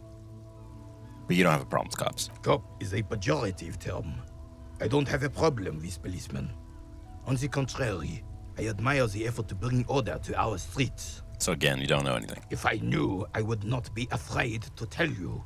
I simply don't. I'm an old man, not a coward. The daily business of the riffraff no longer concerns me. This is a man with a lot of past, but little present, and almost no future. I saw the statue of Philippe III near the roundabout. Ah, yes. King Philip III, on his steed. A reminder of what Revachol once was. Oh, absolutely. At the mercy of a cocaine-snorting tyrant who emptied the treasury so he could sleep on a bed of gold. A superpower, feared and respected. A testament to what this country can be under the leadership of a true king. Someone who knows how to rule. How should a true king rule?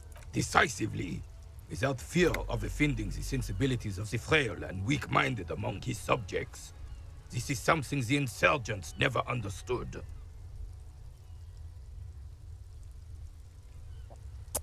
Seems to me like a leader should take care of his people before himself. A nation is only as strong as its leader. That's why it was such madness to try to... Don't get started on that again. What happened, happened. There's some wariness in his voice. He's heard this rant many times before. The Carabiner doesn't reply, but his entire being communicates unbreakable resolve. Was that about cocaine? Oh, old Philip was a big fan of the purple nose candy the Purple? nobility loved so much. A cocaine connoisseur of sorts. His egocentricity is borderline legendary. You can't even take responsibility for yourself. How could you fathom the responsibility weighing on the shoulders of a ruler? That's why the Philippian kings use cocaine for clarity of vision, to aid in their work. Regnum cocainum, Revachol's finest years. He seems to grow taller, brimming with pride about the past. Of course. Clarity of vision. Awareness.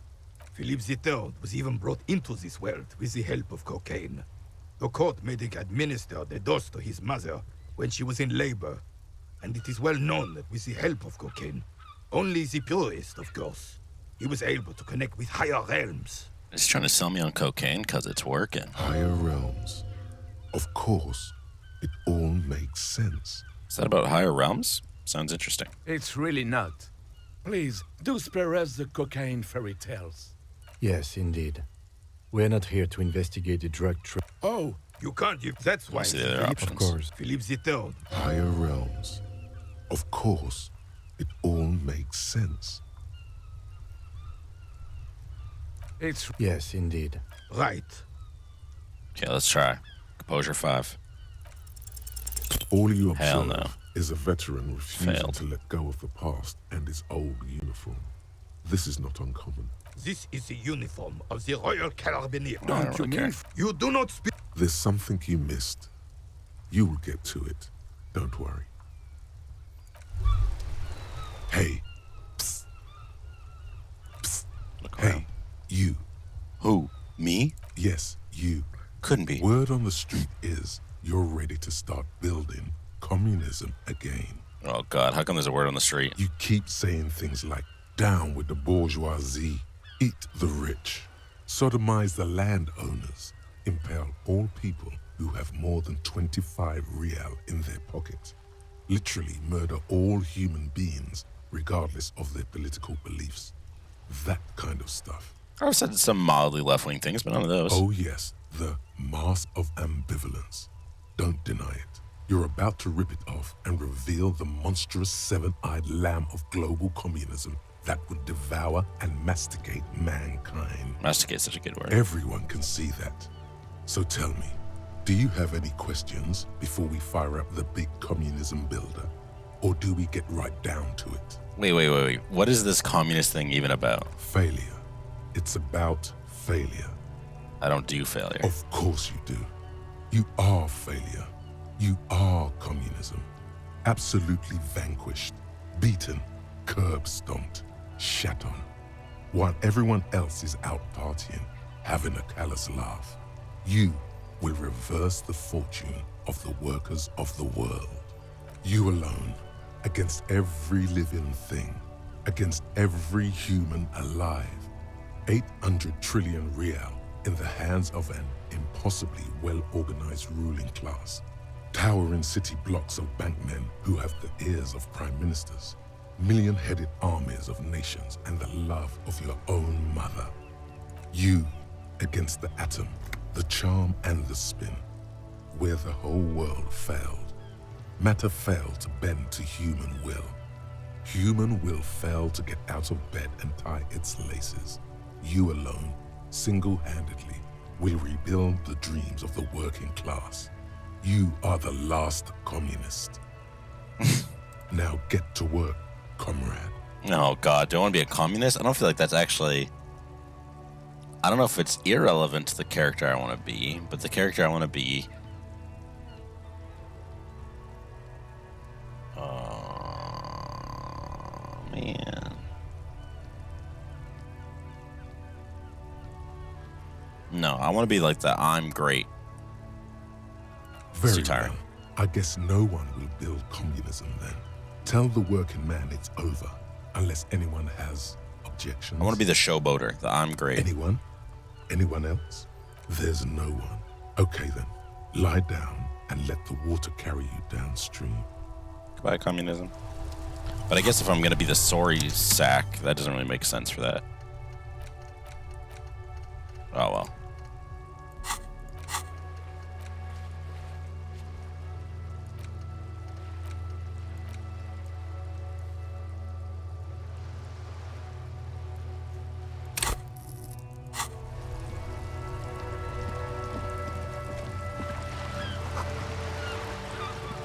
The coin-operated viewer has been banged up inoperably. It's roundabout north. It's roundabouts up.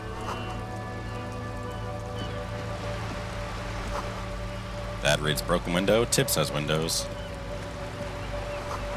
If you had a bag in your hand, you can collect some bottles.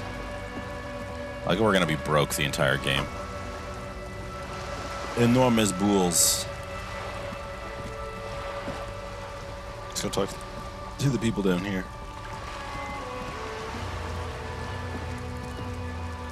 Better watch your mouth your watch around me, boy. Baby. I splattered bullet holes lines the wall.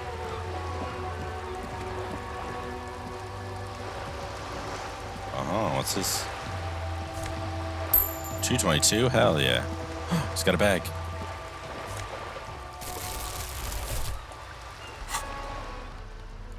Put that in our hands. Put it in our left hand.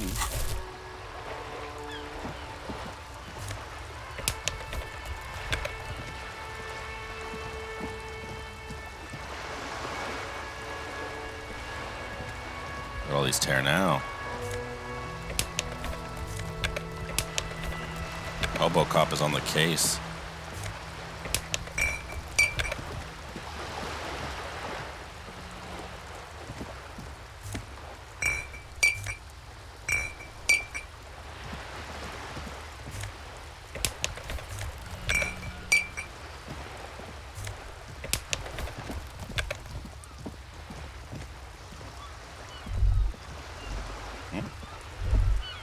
The sight of bullet holes stirs something in you, making you forget the lieutenant's surname. Look closer. The faded marks are too degraded to draw any forensic conclusions. Just chips in the sandstone. Kim, look, bullet holes. Where? Where's the chips in the walls? Someone has been shot. We're cops. We should solve it. There? Those are old. You mean old? These bullets were fired during the revolution, over half a century ago. They do not warrant investigation. Okay, what can you tell me about the revolution? Not much. I don't have a fresh perspective on it. Shall we go? Okay. Well, it's a mailbox.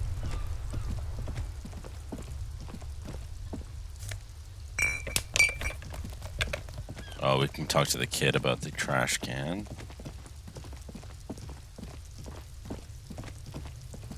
Some bottles.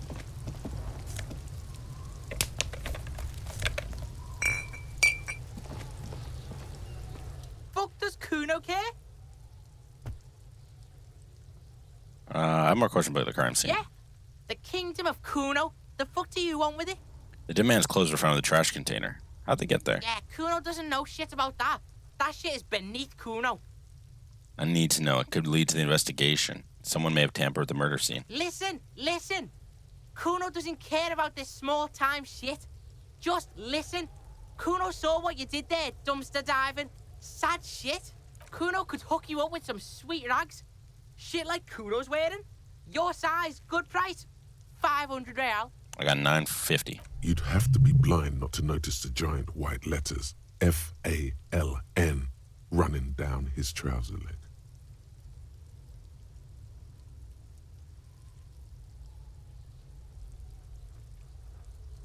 All right, entertain me. What's so great about these pants? Pig, these are found modulars.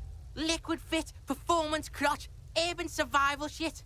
Made in Mirova by scientists. Pants scientists. Believe it, you need this shit. He unzips his jacket to give you a quick peek at the plastic wrapped pants. They're graphite black and look brand new. These could drastically improve your chances of survival in the urban wilderness. Coach Physical Instrument endorses these pants. They are tartan ready. I might be interested in the pants. Let's talk about this later. All right, Pico, shit's rolling. Don't do business with the pig, Kuno. He's gonna steal all your money, Kuno. As you can see, Kuno and C don't trust you. Can't do business without trust. There's more to his distrust than being a pig. He feels threatened by something obscure in you. What that is, however, remains a puzzle for now. There's also this mug in the trash. The fuck? A mug in the trash? Is this about the fucking clothes again?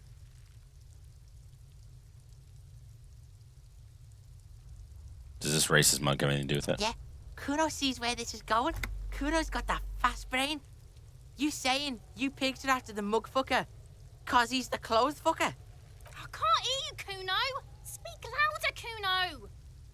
That's exactly what I'm saying, Kuno. Someone has tampered with the crime scene and cleaned some of it up. Shit, that's tense. Someone's going to the beat-down basement, huh? Mug guy gonna get tied to the radiator. He nods in approval. Kuno doesn't know who put that shit in there. And if he did, he wouldn't squeal. But if you find out, maybe you can...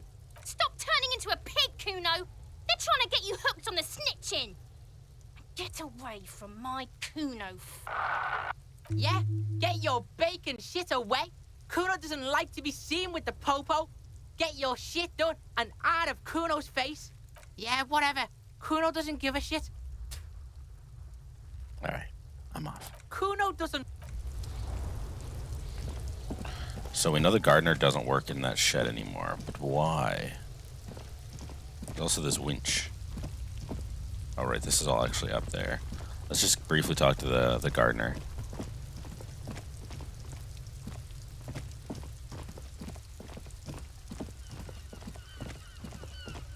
Maybe get rid of these cans. It's raining again. The young woman looks up at the overladen sky. It was clear just an hour ago. What is this fuck the police business? Excuse me? She doesn't understand. She's uncomfortable. Maybe you should drop this line of questioning. Never mind. She shifts in her seat. I have to run. What is this fuck the police nonsense? Never mind. Runs. It's like, okay. Weird, but okay.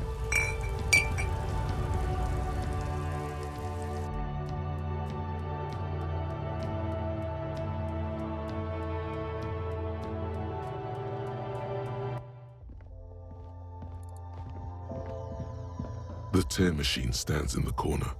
A sign says, 1 bottle equals 10 cents. I wonder if Kim is weirded out by the fact that we don't have money, even though I've been working for the police force for 18 years. Your bottles clunk into the machine, and the money appears with a satisfying jingle. You're a richer man now. You're $12. 100% sure you got special hobo cop money for that tear. At least 100% extra tear money. If the numbers on the machine told you otherwise, it's a lie. Damn. Thanks, hobo money. An intricate web of blue line. It still kind of looks like a map of the stars in the night sky. But something's not right. What's the meaning of this For tattoo? you to discover. You've gotten as far as you will without assistance. Someone close to the victim might know. We don't know who is close to the victim.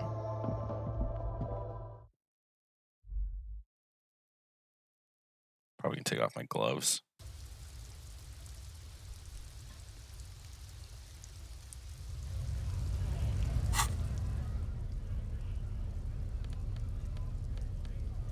Oh, they give me better interfacing. Okay, let's go in that secret hidey hole.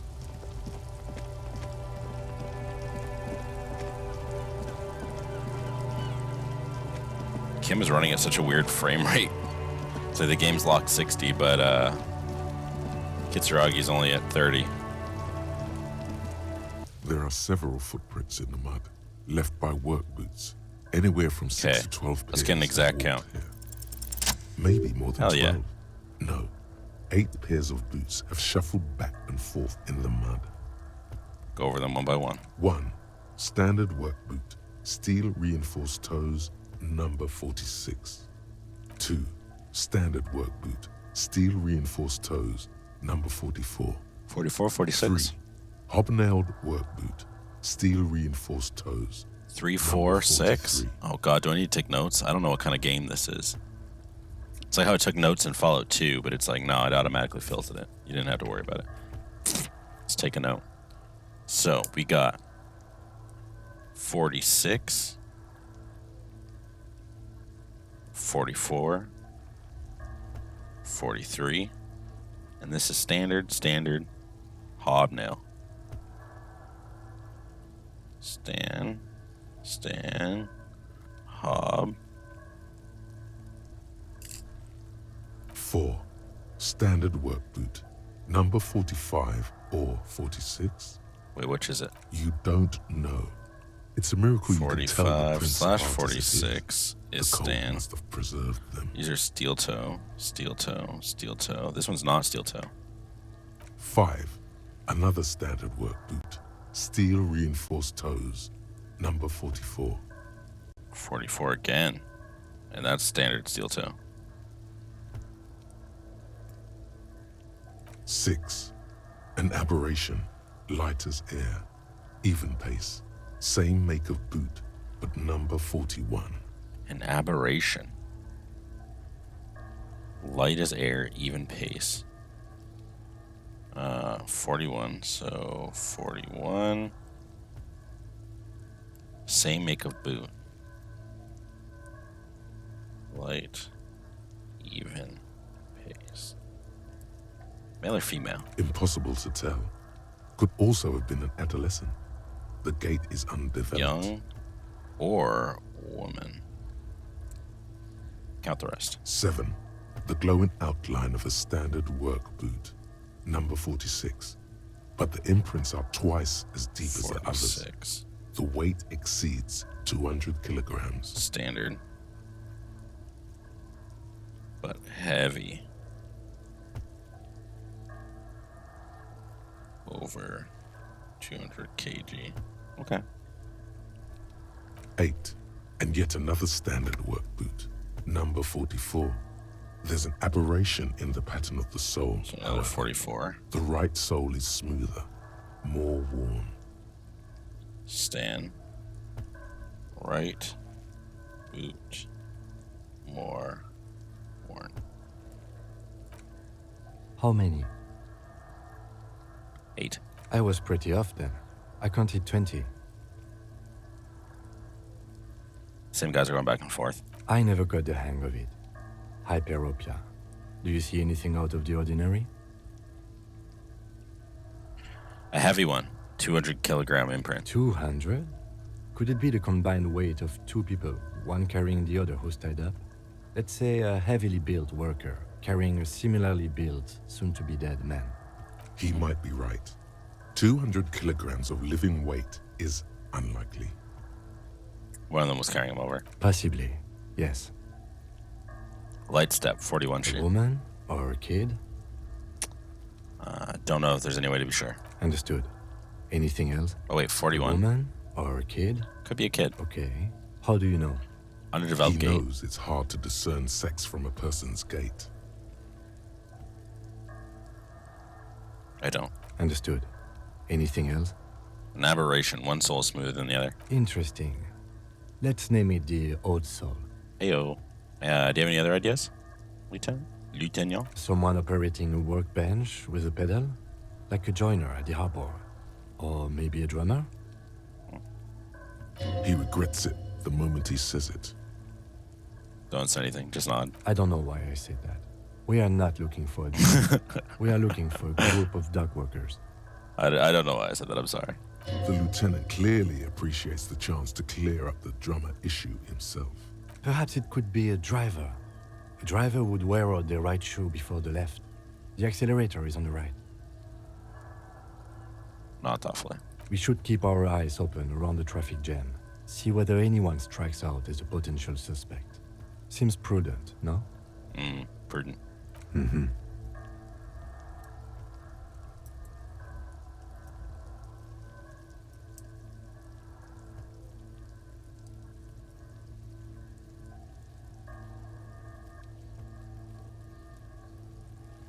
How old do you think these tracks are?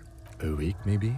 7 days would fit the time frame provided to us by the caller, who reported the hanging. It is not impossible. How do you know? I pulled last week's forecast for coastal Revachol. 7 days below freezing. The day before, the day of his hanging, was the last warm day. Correct again. Sub-zero temperatures would preserve the tracks in a good state. The commotion here could have taken place a week ago. What do you think happened here? What do I think? A mob of people brought something heavy to the tree. One of them was carrying the victim. They shuffled around, especially under the tree. Then, after hoisting him up, they stood in a semicircle facing his direction. At first glance, this appears to be a lynching. Indeed. They all stood in a row here and looked at the tree. We've been through all of it. Nice. Friggin' major police work. Bless visual calculus.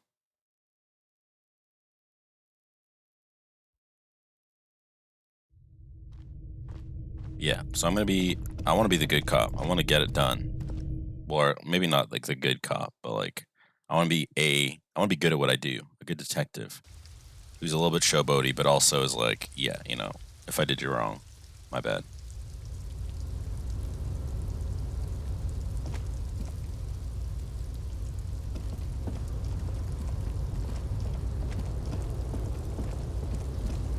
All the way to the top. Looks like someone left his tarpaulin cloak hanging on the railing here. When the wind ruffles the cloak, you can most definitely see a white rectangle on its back. You son of a gun. It's a cop's cloak. Yes, it's probably yours. It bears the RCM insignia, and you have a habit of being careless with your equipment. He judges the drop. You could probably make the jump. You look like you've done some track and field in your day. Look around. The wind is aggressive up here. The lieutenant looks at the enormous crane towering in the distance over the container yard. The look in his eyes is a mix of the engineer-like interest and the wonder of a 6-year-old seeing a horse for the first time. That machine is a Kvalsund 1020 HK. Kvalsund 1020 HK. Is it? Kvalsund makes a lot of heavy equipment, but this is phenomenal, even for them. But I digress. We were focusing on your cloak here. He looks at the sad piece of fabric flapping in the wind. You really think the cloak is mine? Should I go for it? Jump? The cloak? I do think it's yours, yes. As to whether you should go for it, He looks over the ledge at the cold pavement below. It's not even a door height. Like, well, it doesn't seem less too than 6 feet. dangerous. 2 meter stops. Yeah, exactly. Whenever you're ready to do it, I'll be right behind you. He even says 6 feet. Oh, God. 28% chance. Let's go for it. And I failed. Why are you getting a running start?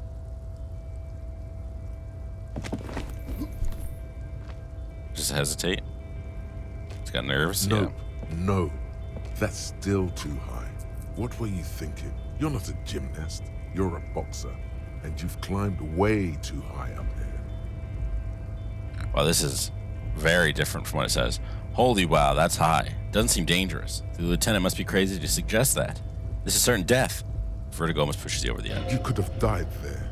Shit, shit, shit, shit. I'm failing you. This wasn't part of our deal. I got you, Bratan. Let me just adjust your breathing a little bit. There, isn't that better? Tug on the tie. God, now I can't breathe at all. Stop doing this to me, necktie. You're supposed to be a friend. Hey, what's happening? You okay? You sound genuinely worried. I'm alright, Kim. I just keep on tugging your tie. I can't breathe. It's okay. You're just having a little panic attack. Try to breathe as slowly as you can, all right? He shakes you gently by the shoulder. The necktie lets go a little, its vicious grip easing around your neck. Colors return to the world around you. Thanks, I think it's working. Good. We can always come back when you're feeling better. It's just a cloak after all. Exactly what are we doing up here? I was under the assumption we could ask the leader of this union to help us get this body down. This is why we're here, right? He doesn't wait for you to answer. Or it could be that we are just exploring. He looks around, wind rustling his hair. He's thinking you've forgotten where you are again. Yeah, not right now.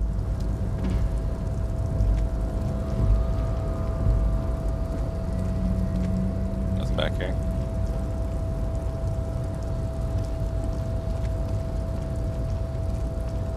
Okay, well, there's nothing to do here if I can't make that jump.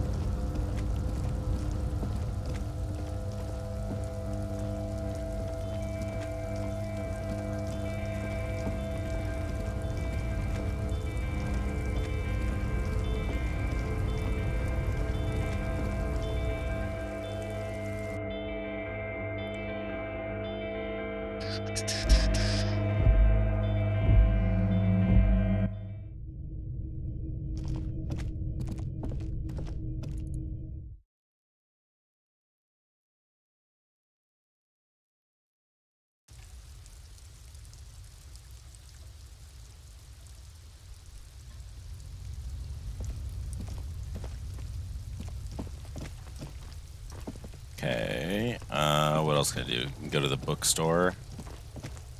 Go talk to the serviceman. Or the union man? I don't know what his position is. The guy looks like Mario.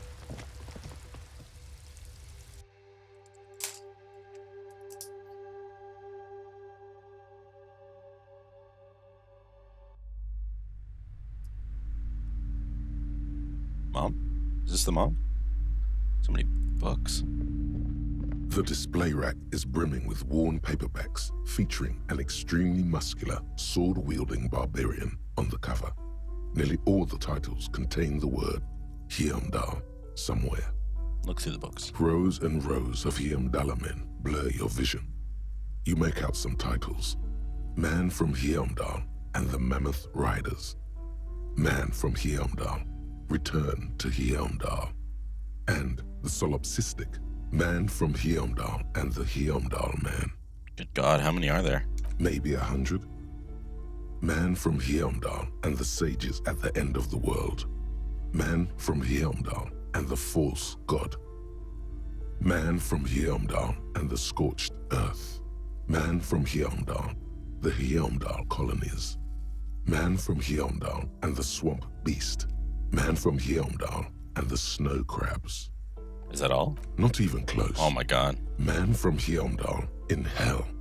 Man from Heimdall and the forest of slaves. Man from Heimdall under the lake. Man from Heimdall, Heimdall burning. There's even the trial of death. a pastoral combat game book set in the world of Yelmdalaman, and so much more. Pain threshold. Do the books call out to me? Let's try. Actually, let's ask the storekeeper if we're gonna roll. Man from Hjelmdal. A very popular series of adventure novels. They're awfully immoral and violent books. Why are they so popular? Blood and violence, scantily clad women, epic narratives, all those mystical things he encounters. They're bound to grab those with little imagination and nothing to do. Sounds good. Which one should I start with? What does it matter? They're all the same.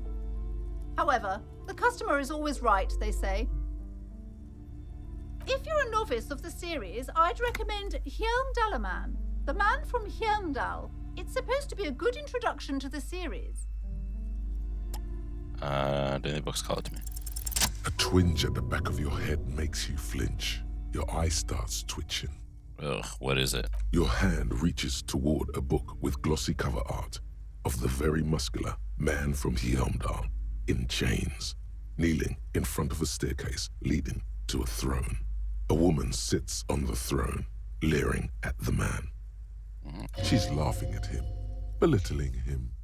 Between the throne and the Hjelmdalaman lies a bonfire, casting shadows on the wall. The shadow of the woman's headdress looks like a pair of devil horns. The title reads, Man from Hjelmdal and the Devil Woman. Interesting. The display rack before you is burdened under piles of Man from Hjelmdal novels. Oh, $9, dude? That's so expensive. I ain't got that kind of money. A small mountain of colorful board game boxes. There are numerous types of games for all ages. A lot of shelf space seems to be taken up by Wirral-related merchandise. Look at the Wirral-related items. An endless variety of source books, lore books, and codices litter the table. The topmost book is titled Welkin Compendium, 2nd edition. There's also a large hardbound tome with intricate cover art, The Hunters of Katawak, Boreal Creature Compendium, and a Pick Your Path adventure game book titled Tales of Wirral, Cavern of Velkrag.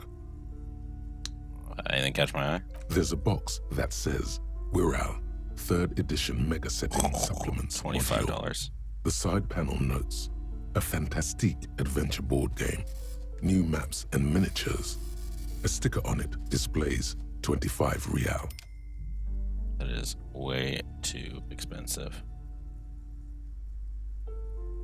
Leave. Okay, let's talk to the shopkeep.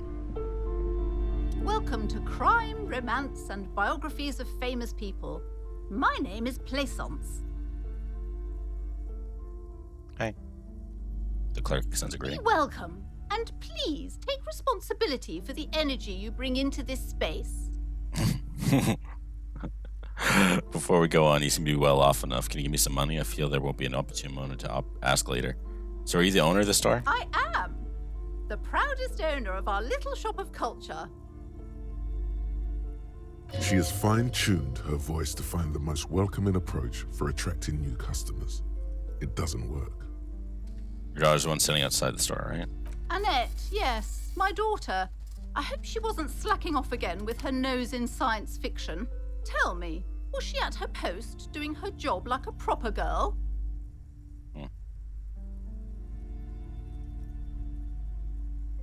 Yes, of course. Wonderful. Did you talk to her? Yes. Great. On a scale of 1 to 10, how compelled were you to buy books after talking with her? Oh my goodness. Her opinion of her daughter depends on how well she lured you into the store. 10. Definitely polite and helpful. My precious, her dedication brings joy to my heart. If you have children, I hope they turn out as great as my Annette.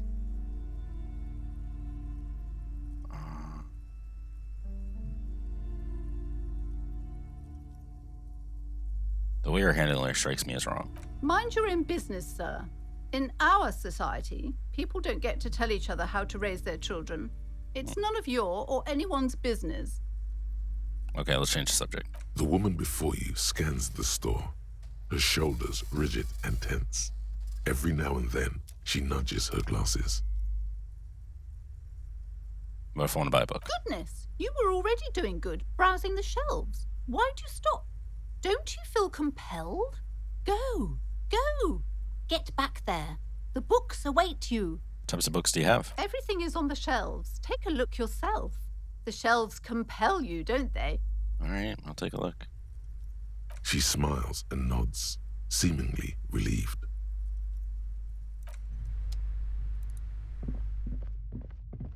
What's this? You see a set of tattered curtains blocking the way to another room. A strange cage-like trinket dangles from the curtains. Excuse me, officer. The back room is strictly for employees only. What's behind the curtains? Nothing. Now please go back to browsing the books. Don't you feel compelled to look at the books? The books are all you care about. Oddly enough, the more she tries to draw you away from the curtains, the more alluring they become. Examine this strange cage-like trinket. You see some kind of charm, an irregular polyhedron assembled from bones, sticks, and straw. Inside, a disturbing fish head with empty eye sockets stares at you. Aside from poking at it suspiciously, there is nothing else to do with the fish head charm at this time. The curtains remain shut before you. Open? Just as you're about to pull apart the curtains, the petrified voice of the shop owner cries out once more. Sir, don't touch that. I told you it's off limits for the customers. Her hand has closed around her pendant, her fingers nervously playing with the talisman.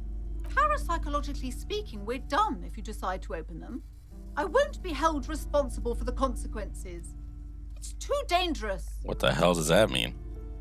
She looks away, mumbling. Why is everyone always messing with the curtains? Why can't they just buy books like normal people? Ma'am, this is different. I'm a police officer. I need to get in there. Why? It's not like anyone was killed there. She stops abruptly as her hand flies over her mouth, baffled by her own bluntness. I'm sorry. I don't mean to be so impolite. Just please don't go there. I can't allow that. You'll only make things worse and unleash the powers. What? The curtains do seem frail suddenly, not robust enough to contain a slippery darkness. All right, I'll think about it. Thank you. Let's just talk about this first, all right?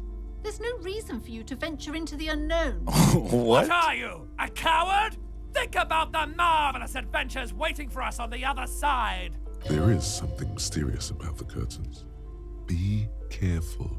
The curtains, tattered with age and covered in dust, hang Ignore before them. you, as if taunting you. Ignore them for now. We'll save. Oh, You I see opened them. a dimly lit room I did not mean full to. of dusty furniture and trash. A I wasn't paying doorway attention. stands in the back, covered in dozens of scary little cage-like trinkets, your shadow looming over it like an omen. I warned you. You're unleashing forces beyond your understanding.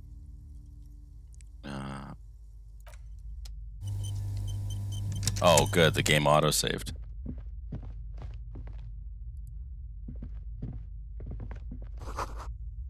Ghostly silhouettes of hairdress. Or hair dryers. A vaguely androgynous portrait of a man. Merely looking at the unmanly haircut threatens your masculinity. A heavy door with a missing handle stands before you, covered in dozens, if not hundreds, of little oddly shaped trinkets and charms. It appears to be locked. Only an echo. No one is there. A hollowed out, dark echo. Break down the door. 17%. We got this. Oh, no.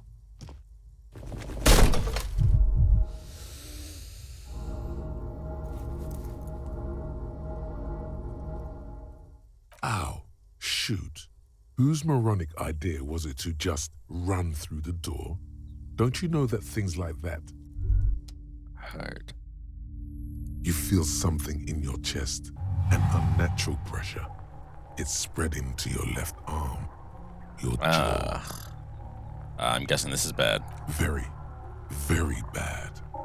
This is the end bad. Try to remain conscious. All you feel is pain and weakness. You have to surrender now. We all do. It gets I dark. passed out trying to knock down the door. You don't even see her face, like you always thought you would. You only see pain and fear.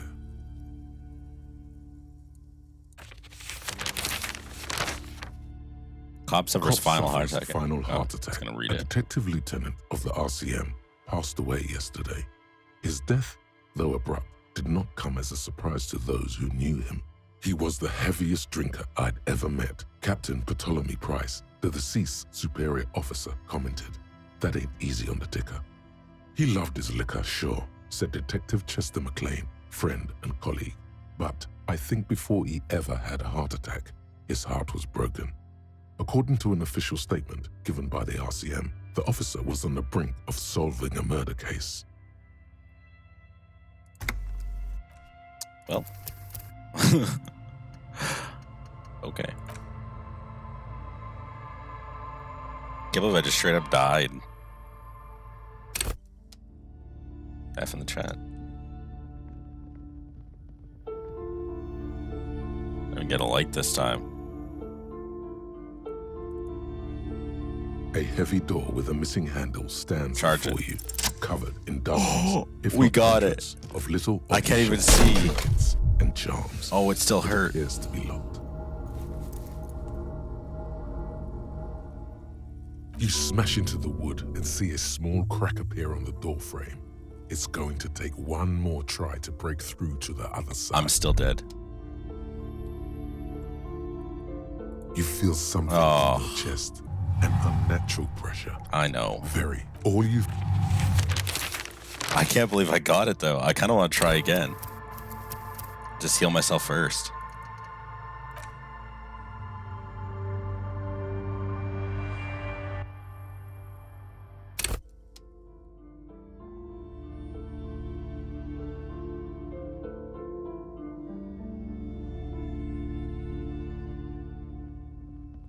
Why is there no lights? Okay, we got this. A heavy door with a missing handle stands before you. Ah, damn it. In dozens, if not hundreds, of Okay, little that was our only try, so trinkets we're gonna stop and trying. charms. It appears to be locked. Yeah, it's yeah. Are you alright? This looked pretty intense and painful, I must admit. What is going on there?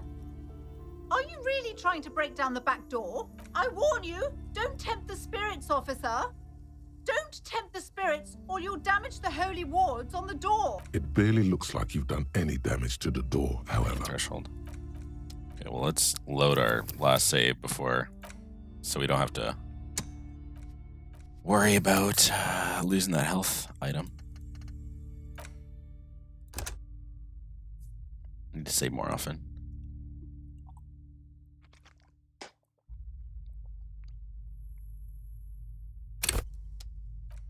Do my quick saves add up? No, so I need to actually save every once in a while. Like here, save.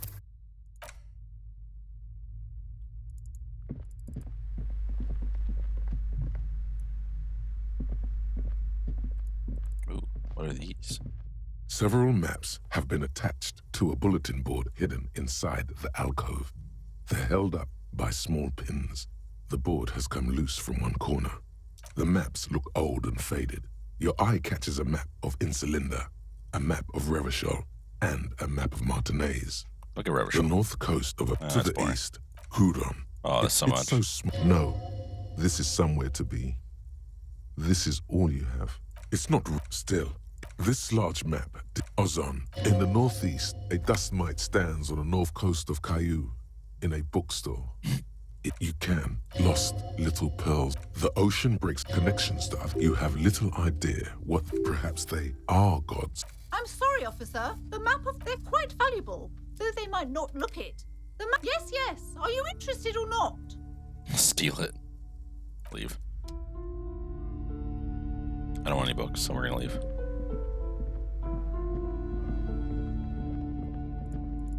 Bye.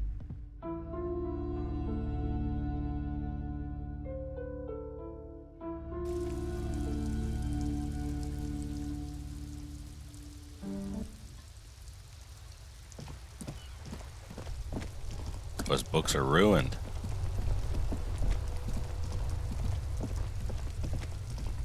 It's almost 8 o'clock.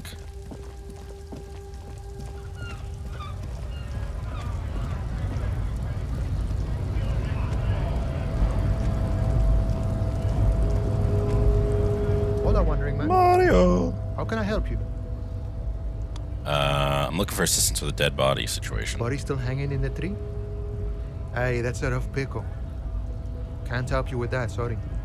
Call me mañana. I'm not really an admirer of dead bodies. Might be someone else from the Union can render assistance. Does this mean you can let me through the gate? I don't operate in that capacity. I'm not a granter of passage. The passage grants itself. That's simple. I just walk in. Aye. Walk right past Measurehead and go in. Past Measurehead? Yeah, the 2.5 meter tall Semini supremacist there.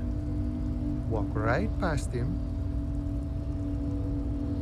He points to the bridge above the gates. Press the button to unlock the door. Then go past him again. Okay. And you enter the arbor through the office. Está. For some reason, it doesn't seem like it's going to be that easy. Don't worry, I'm sure it's not completely impossible. For example, you could best Measurehead in a physical confrontation, or you could convert to a Semini supremacist worldview. Or, maybe it actually is completely impossible. Has anyone bested him in a physical confrontation? Not yet, no. He's incredibly strong. Any of the scabs tried converting his worldview? Jean-Luc himself would say the philosophy has proven overly heroic for the scabs to convert to. Not enough intuition. Got it. Another thing. Sure. I'm gonna go.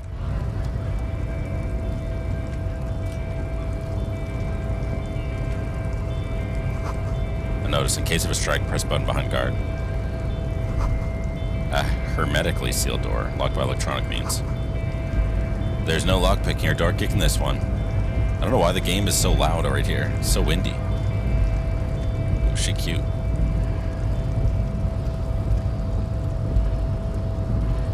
Quick save. Jesus, Semini's. Nobody betrays your degeneracy. Yeah, Measurehead. His body totally betrays his degeneracy. The young woman at the giant side agrees. What do you mean my body betrays my degeneracy? You have succumbed to Al Ghul. His face contorts in disgust as if he were smelling a dead rat. Al Ghul. You reek of it. An invisible sword of Al Ghul emerges from your throat. You cannot see it, but others can. It is making the woman in my company sick. Alcohol. You're right, I'm an alcoholic, and I need the dead body to no longer be in the tree. No, you don't. You need to get another drink. Occidental Haplogroup B4 is done giving orders around here. The influence of the ham sandwich race is waning. The race stuff is unimportant here. I just need you to help me do my job, please. Begging for help. Attempting to pass fear for cooperation. How far the Occidental Haplogroup has fallen. You were once a noble and powerful race. You gave the world eugenics, electricity, and powerful weapons of war like missiles and aerostatic aircraft. You made great gains in metallurgy, race theory, and statecraft. You dominated lesser cultures, like the deformed Hemians and the inexplicably potato-obsessed Quakers. But now your ascent to the genetic summit has halted. You are obsessed with sadness and with frivolous pop culture. You will be superseded. Isn't that right, babe? It is, baby, yeah. You know it. There is a button right behind him, just out of reach. It must be the... This man is not budging. Let's hope his superiors inside are more cooperative.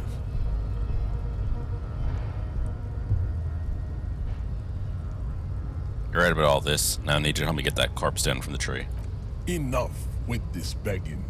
You should leave the stage of history with dignity by inviting the other races to a great world war. Bring your troops to the Seminine Islands and to Boogie Street, and we will pulverize you. When you are gone, we will build a museum for you. The walls will be lined with bottles of Al Ghul, your beloved beverage. Inside, we will store the odes to homosexuality you call art, and your microcephalic skulls. You serve the Union, don't you? Aren't they white? Don't be vulgar. White or not has got little to do with this. The race enigma runs much deeper than that. He turns his eyes towards the harbor, seemingly bored with you. Yeah, but you still serve them. How does that factor into your life? Mr. Clare is a man of vision and means. He has the will to confront polycultural capital, something your race, naivistic communists, never did. Also, to serve is noble. It takes discipline. Your petulant individualism has only contributed to your race failure. It is lax and moronic. Individualism is my jam. Individualism. You have gotten these ideas from degenerate youth culture, have you not? You have picked them up from rock and roll songs? Got it from disco, actually. Offshoots of the Seminoles people invented disco while having sex under the influence of cocaine. It is a shame upon my race. But what is done is done. I am not surprised you enjoy it so much.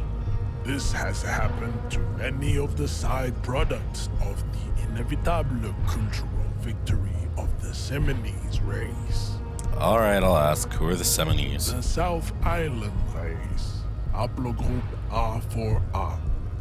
We are the rightful masters of the Insulindian archipelago.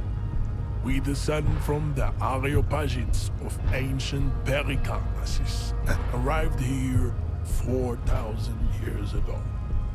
Millennia before you. Okay, so these everywhere in this game is made up. This is good to know. We are the future. That is all you need to know. So you were born and raised in the islands before you moved to Revachol? I am a descendant. The narrow streets of Ulimbuir are with me in my genetic dreams. I see young Seminoles women walk into the grey mass on Ile de Fantôme, waiting on immaculate conception from the pale. Ghost Island. So you did not come from the islands? No. I have heard about it on the radio. He would be appreciative if you did not further chase this line of inquiry in front of the women. Do I push it? So you're not really Seminese, you're just from Revachol? I'm from Couronne. And no, it is not just in Revachol. The city is central to the Simony strategy. Spreading through its trade networks, our culture will dominate the world. You have heard enough about our phylogenetic secrets for today. You have extinction to come to terms with, and never getting that dead body down from the tree.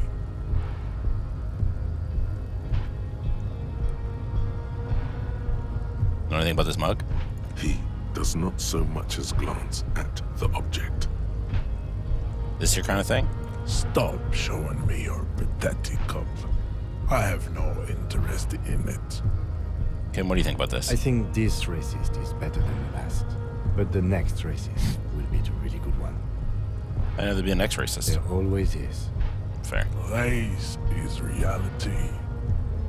Don't be such an asshole to your fellow dock worker. The man looks at you, silent and unmoving.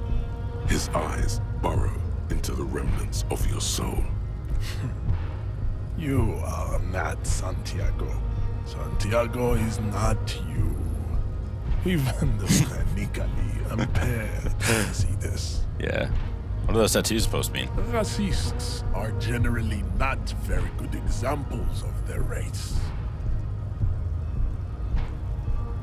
Okay. Welcome to Revachol. You hear him yell at a redhead woman visiting the fritter nearby.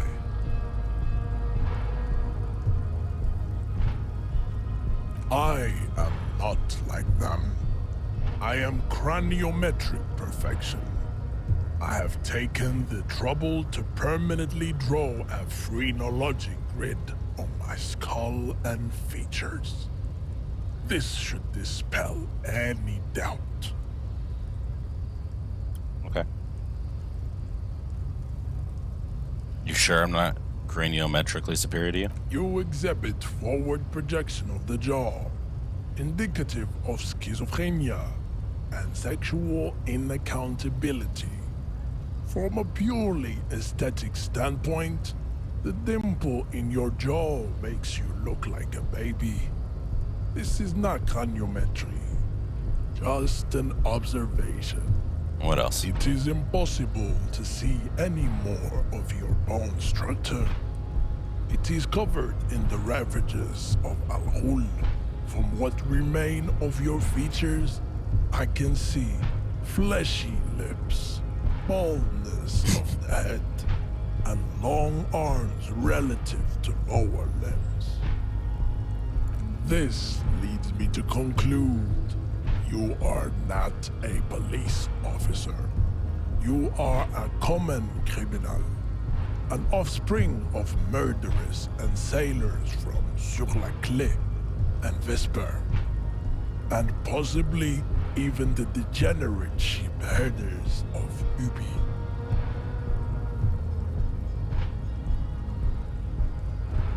Interesting. So one of my ancestors was Sur la Clef and the other Vesper? Your racial heritage is uninteresting.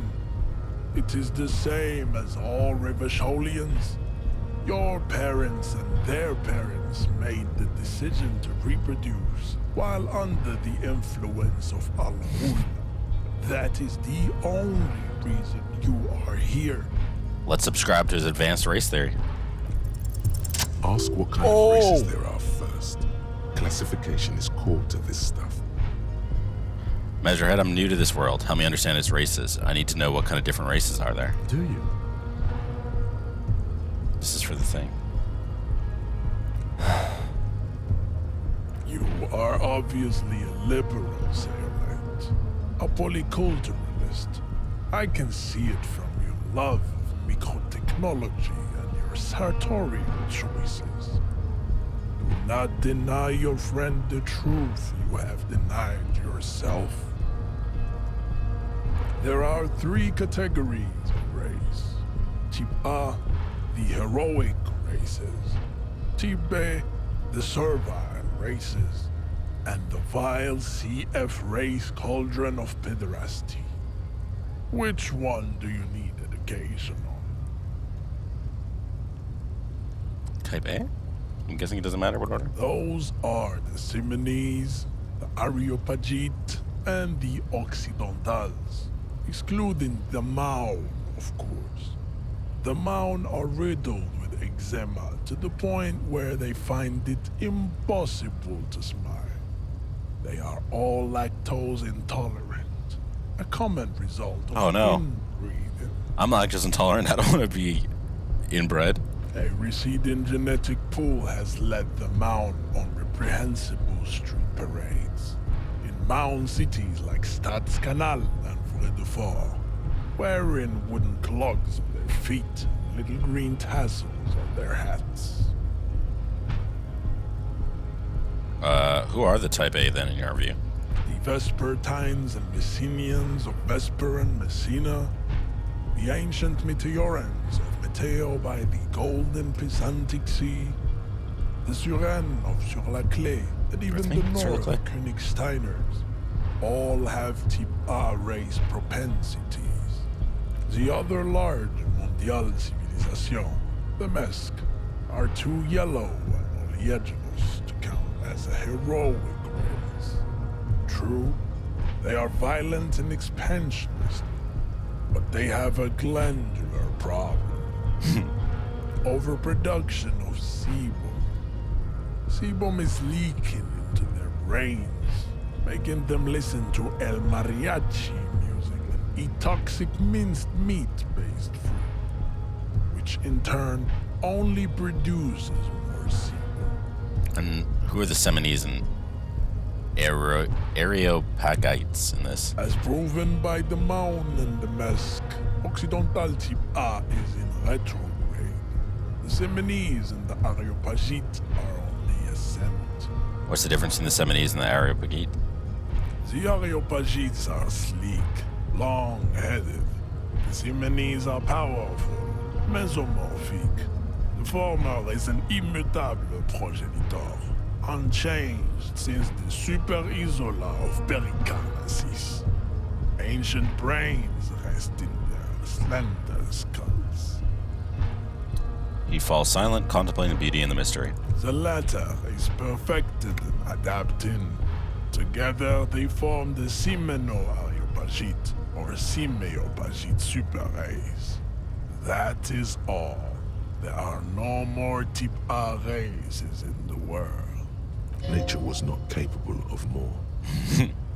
Type B. Type B are the unheroic races. Amorphous, I'm gonna start non-competitive. skipping some of this because just like race stuff of a place we don't live, and it's all baloney anyways. To an untrained eye, the Koiko appear white and pinkish, like a ham's on wheat. Pinkness is a racial quality that has to be earned through centuries of advanced ballistic. The Koiko, the countless micronationalities au grade, the Revacholians, halfway between Type A and Is it 82,000 years that we've been recording history? You have very little idea of what is happening, but that seems a little off. Pretty sure history hasn't lasted that long. The mysteries of the people of this planet are a tragedy that has played out countless times over, like a fever dream of skin, hair, and bone. Wake up, naive Chespias. What was this revolution? The revolution came to Ravachol from Grad, in Zarath, eaten potato. The revolution is fatal, familial, enough of Type mediocrity. And the Type C to F race cauldron of battery, please. The F are a museum of failed chimeric lesser races like the mosquito, a grotesque mixture of a masked woman and the mosquito is born sterile, like a donkey. Oh, then there is the Simino Koiki Chimera. Are you sure the Koiko exists but enough? It is cruel to an Type B, to an pinkness is I'm really curious what happens if we choose one. The Koiko, Revachol. Is it 82,000 years that we've been recording history? You have... The revolution came to Ravachol from Grad, in Zarath, but the revolution is enough of Type mediocrity. Okay. Now that we've been through all the types, do I understand advanced race theory? You understand nothing. To solve the great race enigma, you have to first ask yourself, what is the race enigma? You have not even worded the mystery, let alone solved it. Will it help me get that body done if I do? We will see. Access to the Union is important for our investigation. Am I mildly worried he might take it seriously? The lieutenant thinks. Yes, I am, he concludes. I am worried. How do I word the mystery? You need to internalize what you have heard here today, then return to... I cannot possibly imagine what else we have to discuss. As you turn, a bright light catches your eye, making you squint. Where's it coming from? From a distant sunset, a stage light, flash photography, nowhere in particular. It's just what superstar law officers do. They squint at lights, and they solve shit. Yeah, that's me. I've been establishing my superstardom hard lately. Yeah, you have. You're a big dick cop. Dick Mullen. Salam Rocky Baye. Badass on the edge disco cop. Time to recede into a ludicrous fantasy world. Here we go. Camera. Lights. Action. With a sudden flash, the world freezes around you, and you along with it. In an iconic monochrome solution, a black silhouette against a rasterized orange world. It's on.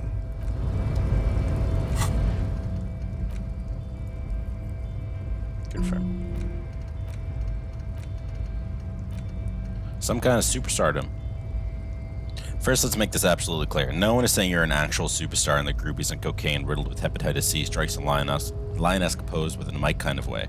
You're not a Guillaume Le Mignon or Davy Lewis. No, you're a metaphorical superstar. You bring that rock and roll authenticity and passion to a line of work people don't expect or want to see it, where some would say it doesn't belong.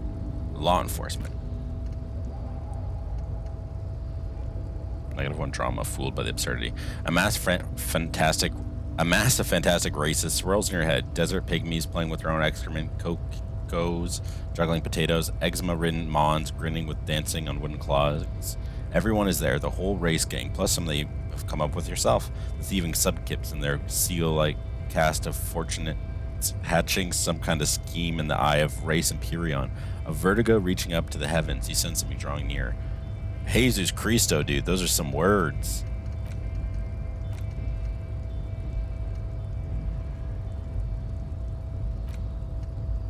Some kind of superstardom.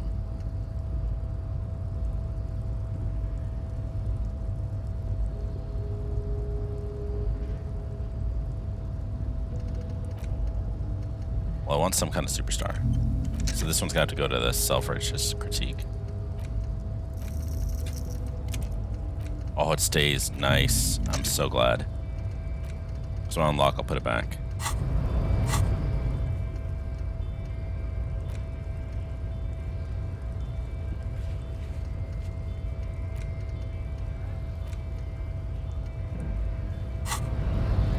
Okay, for now, that's all we can do here.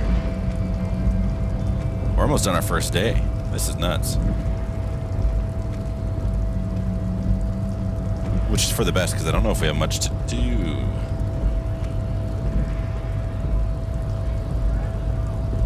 Oh my god, I can't get out of here.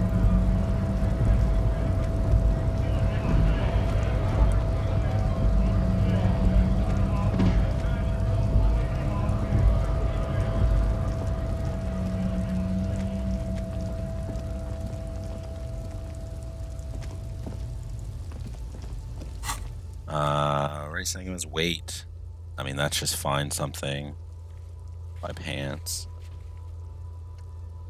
Should buy a map. Because I think it'll actually give me a map, yeah.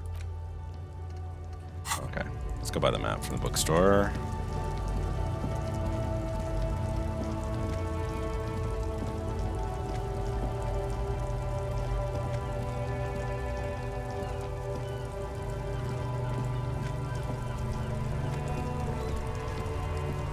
I'm stuck on this thing.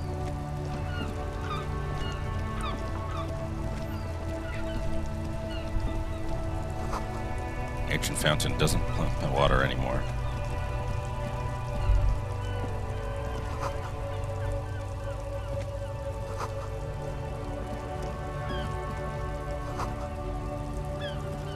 You see two lowly, defeated speakers, thralls, slaves basically, perched atop them like conquerors surveying the land. I can see you've a taste for luxury, officer. Can't keep your eyes off those sneakers? Speaking of luxury, you should go over and ask about paying for those sneakers with your net worth. Inspect them.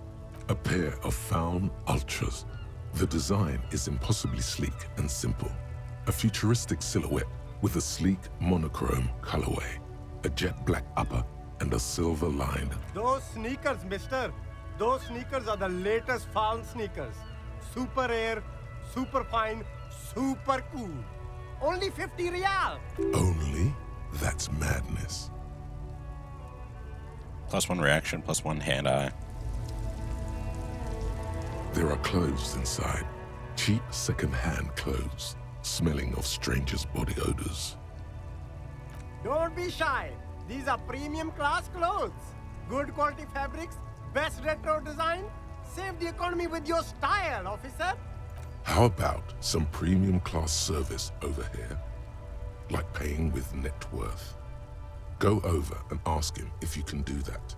First the box. You find your hands deep in tattered and faded garments made from weird polyester blends that make your body itch and sweat in all the wrong places. The box smells like cat piss or like an old person with no money? Economical, but also trendy. Look firsthand, buy secondhand. Keep the economy moving. All right, well, let's find something worth salvaging from that pile of rags. Something cold grazes your hand. Synthetic and sleek, a windbreaker. Surf, it says, but also wind, summer, 100% waterproof, and sport. All in different typefaces. Good choice, officer. Mega sporty. And it's only $4.50 for you, sir. Shivers. I get what? +1 composure? I feel like my composure's already pretty high, isn't it? Yeah, my composure's 5.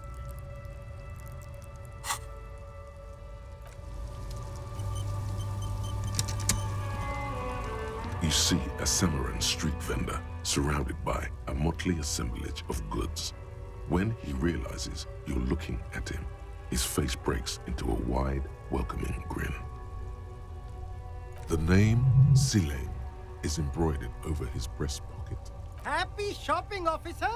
Everything's cool here. What's so cool? Everything's cool.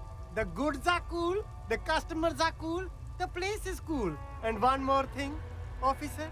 You're cool. You're very cool.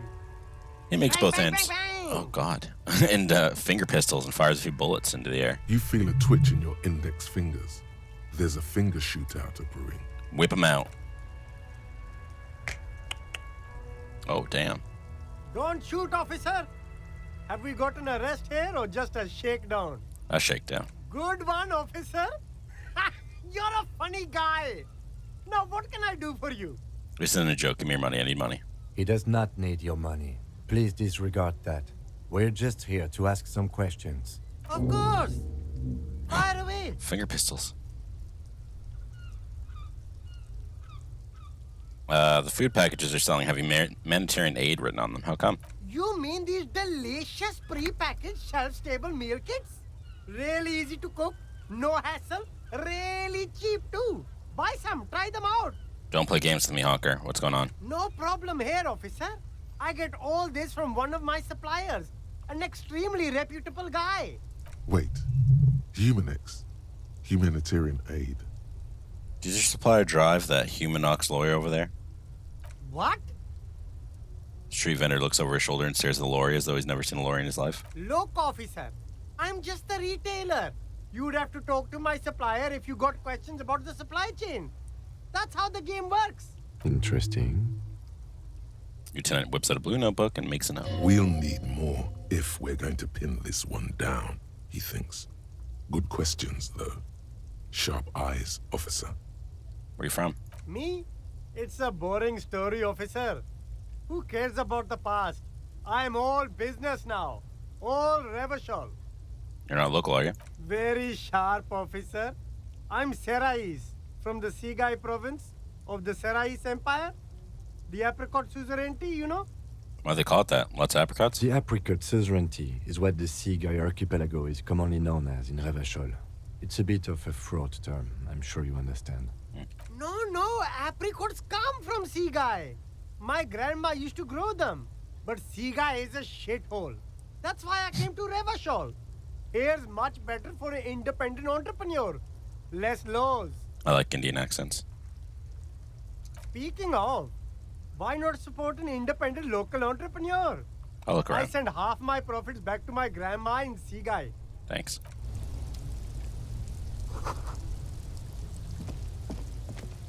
What I'm going to do is I'm going to save. Full save. I'm going to see, was my quick save? Yeah, my quick save was here. I'm also going to save that. Instead of quick save. Because that's before I got into the race stuff. So I think it might be a good idea to save so I'm not dedicated into this race thing.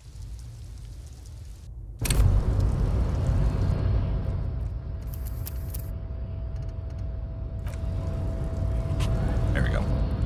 Now we can load back to that other save. Thank goodness it has a picture.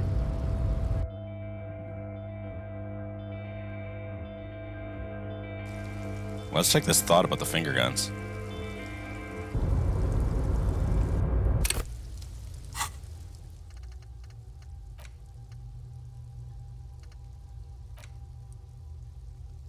Oh, I meant to put into advanced race theory. Stop. Advanced race theory. Finger guns. Sever fois. Fair, sorry. Snapping doesn't help. You were promised a gun, that much is certain. This is why you became a cop. Yet here you are, loitering around with idle hands like some sorry-ass loser from the street. Suddenly you're supposed to be solving cases by what? Like, talking to people? How are they going to believe that you can protect them? Yourself and them from savages that have a firearm. This ain't right. You need to think around this problem. You need to snap your fingers at people as you do.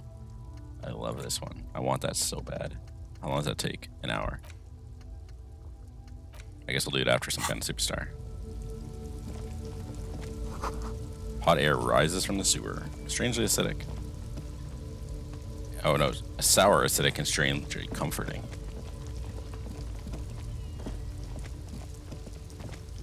Hobo cop. Oh, there's gloves.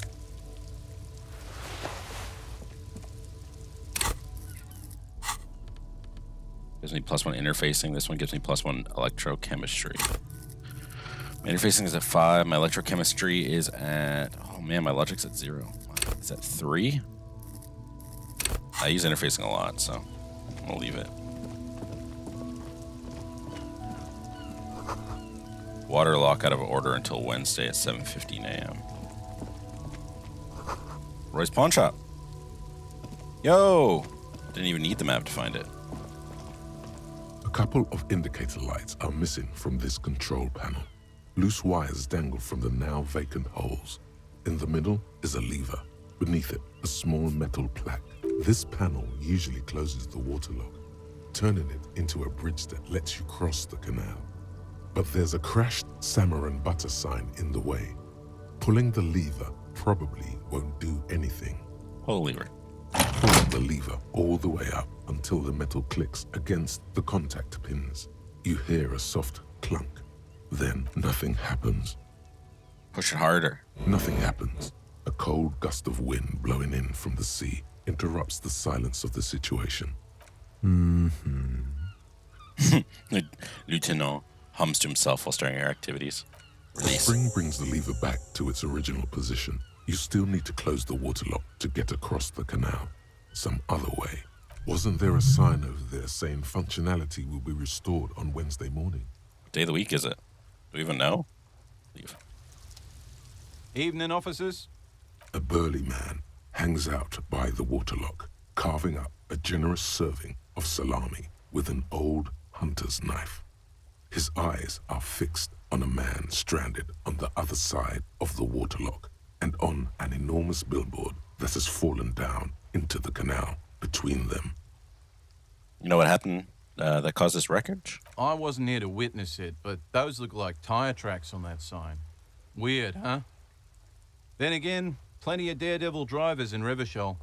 The words daredevil driver sound ominous to you. Too bad it also takes a year and a day to repair anything around here, especially a waterlock. The rest of the coast is closed off till then. So the lever that does nothing. It's supposed to operate the waterlock, but as noted, it's all junk right now. Disabled because of the blockage. Why is it disabled? Safety measure. Turns out the panel needs a special key to be reactivated. Wouldn't want anyone moving the waterlock with debris still in the channel. It'll be restarted on Wednesday morning. You want to do the honors when the time comes? Do I ever? Great!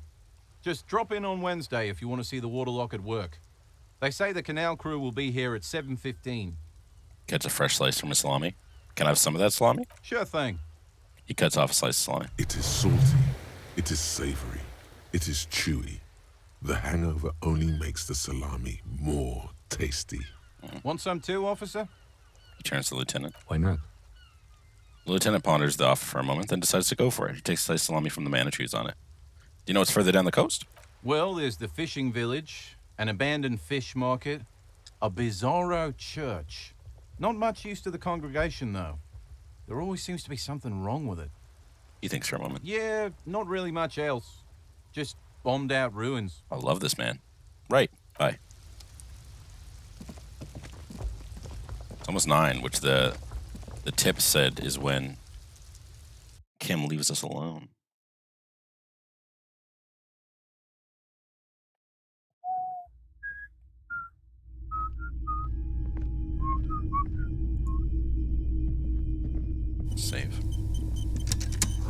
Some kind of machine. An antique cash register? In the dark, a film projector is wearing away. A bust of a woman. The plaque simply reads DEI. Diversity, equity, and inclusion. Mostly with military wear with a few eccentric fashions thrown in. Let's take a look. Wow, a very large red t-shirt with an impressive print stands out from the other garb. Oh yeah? Oh yeah. The print depicts a muscled man striding toward you. A giant sword in each hand, encircled by burning embers. Behind him is a cluster of cabins engulfed in flames. Beneath him are the words, Heimdall burning. That's a rad Man from Heimdall t-shirt you got there. Hell yeah, man. I don't usually carry printed tees, but this one was just pure exemplar. We have a lot in common. I'm a big fan of the Man of Heimdall too. I wouldn't go so far as to say that I'm a fan, but I do think the Heimdall saga is an integral part of our shared reality. Okay. Most people don't think that the man from Heimdall really existed, but they're wrong. What? Do you mean the Man of Heimdall is real? I mean, even if the man from Heimdall didn't exist before the adventure novels, the stories have made it so that he has. It's simple, really. Deep. Okay. He sounds incredulous. You sound skeptical. It's not that complicated. All that's required is a more robust understanding of cause and effect. So he's saying that the Man of Heimdall, even if he wasn't a real man in our history, when the books were written, that universe was created and therefore he exists. Besides, I've been to Kotla, though not quite as far north as the Heimdall, and watched northern lights travel across the sky. Very unique, energetic tides there. Very, very unique energies indeed. Geomagnetic ley lines, one might even say. How much are you selling this t-shirt for? 2 real. That's dirt cheap. Can you just give it to me for free then? But why? The Man of Heimdall's a superstar. I'm a superstar. It'd be perfect. I suppose that makes sense, yes. Please go ahead and take it. Hell yeah. Welcome to Heimdall. Thanks.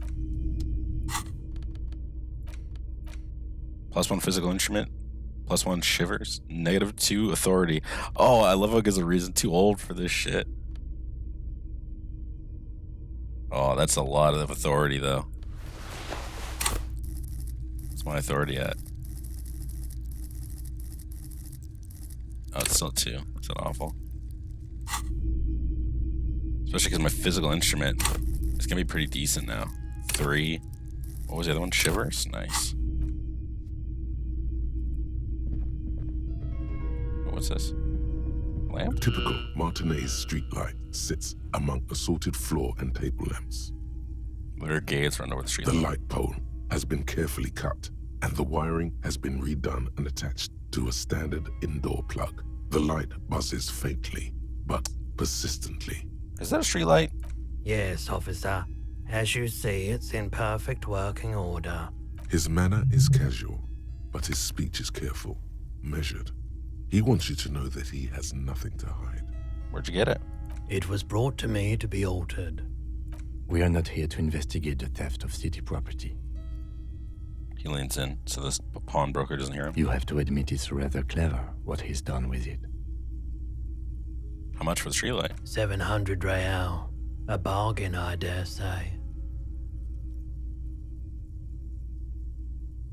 700 sounds about right. I imagine it wasn't easy sawing off that street lamp. Hey, I don't know where it came from, but it's not every day you get to buy and sell something so extraordinary.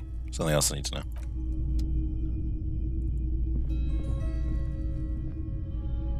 You see rows of toy soldiers guarding the rest of the trinkets displayed on the table. Some on horseback, others in rags, others yet in bright blue uniforms.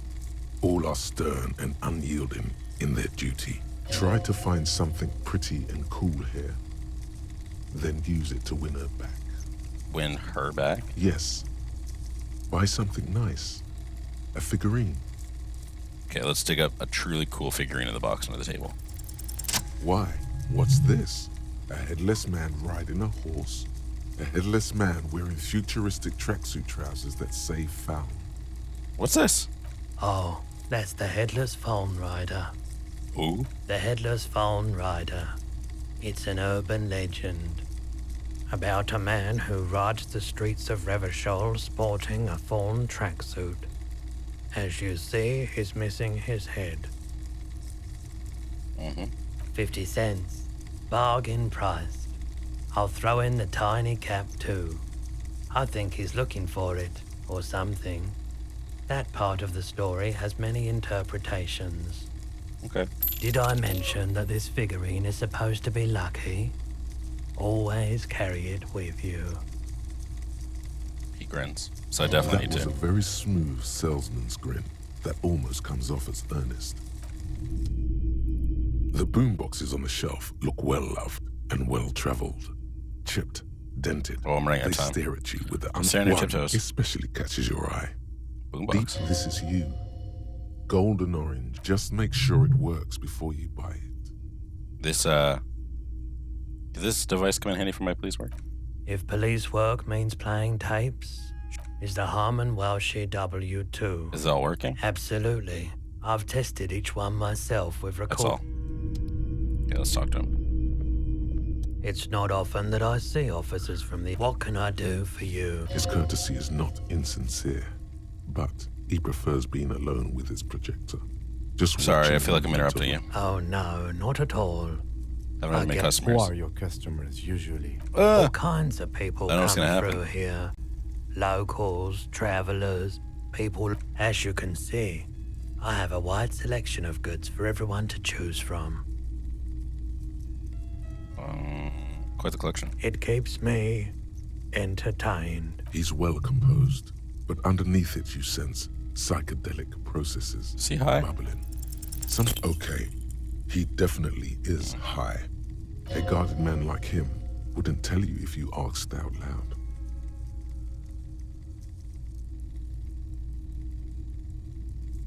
Any guns? Someone else came here earlier today asking the same question. I promptly sold her the gun you pawned a couple days back. Crap. The lieutenant shifts from one foot to another. Wait. Alert. I sold my gun? You were adamant about getting rid of it, officer. Said you were undeserving of a service weapon, and I don't like keeping guns around the shop for long. He's not telling you the whole story. It seems he's trying to spare you. I feel like there's something you're not telling me. You weren't quite yourself, officer. What was I like? You were very distraught.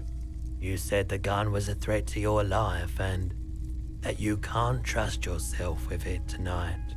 And that you need the money. When I said that I don't normally buy firearms, you put the gun barrel in your mouth and sort of sucked on it. Then I agreed to take it. Very normal behavior. You must have been in great shape. How much did I sell the gun for? 15 real. Oh, so cheap. The lieutenant looks from you to Roy, and then back to you. It's clear that he hopes this tableau might still turn out to be a bad dream.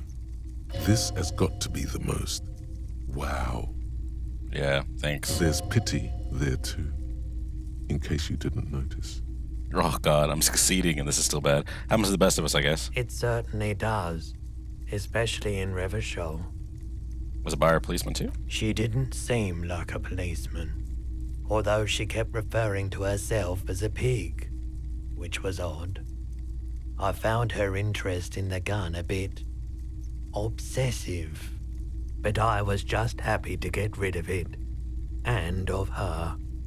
Truth be told, she was terrifying. Right, so let me get this right. You sold your sidearm, issued by the citizens' militia, and now a civilian is running around the streets of Martinez with it? Miraculously, his face does not reveal what's happening inside.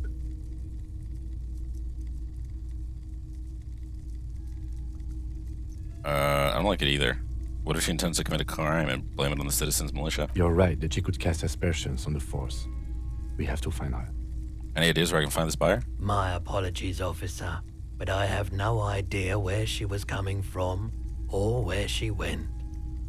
A needle in a haystack. There is nothing you can do about it now. You'll just have to hope you luck upon her somehow. Listen, I lost my sidearm. Let's talk about something else. Of course. Something I like Let me have a look.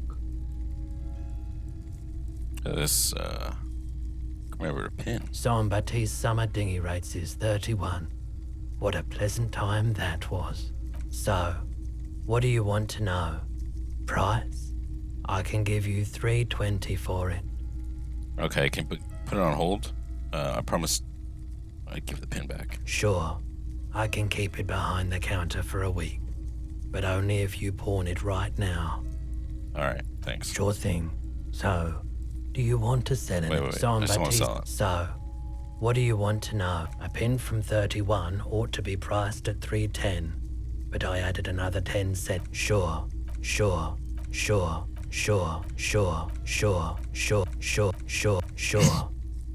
thing.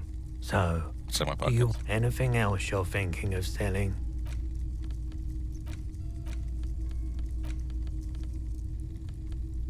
$4.50 for a shift card.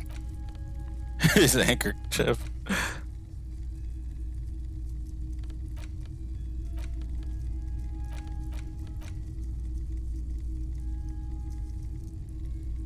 I don't want to get rid of anything, because what if I need it? Another time, perhaps. I doubt it, but I can try and answer any questions you may have. Know anything about a recent hanging? I do my best to keep my distance help me? from the corpse behind the hostel, I assume. I don't have a truck with a mounted platform or anything of that sort myself. Ask around the harbour. There might be some workers there who'd be willing to help. That's all I got. The pawnbroker's gaze is already fixed on the dancing colors. Bye.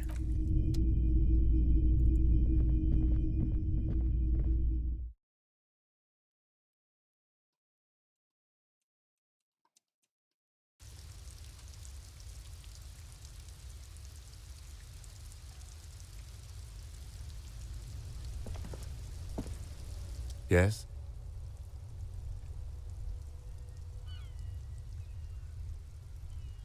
Oh, it's getting more and more points with everything one mentioning that I want to commit suicide. Let's try again. You pick over what's left of your frontal cortex, but no Nothing. Nose a fan.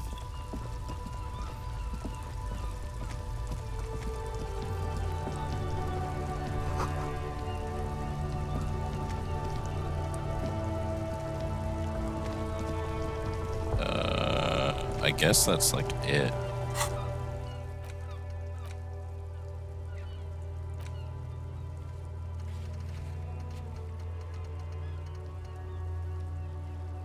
I don't know where my badge is yet. Okay, we're gonna quick save. I want to know what the button in his car does. The save button. Inside, you see a set of steering levers, a radio microphone, a pull-out toolbox, This is Precinct 57. How may I assist you? As always, it's DJ Mesh and Felicio, and you're listening to Street Freaks FM, bringing you the hottest, the nastiest, the most vulgar. A flock of seagulls takes off nearby, startled by the roaring radio.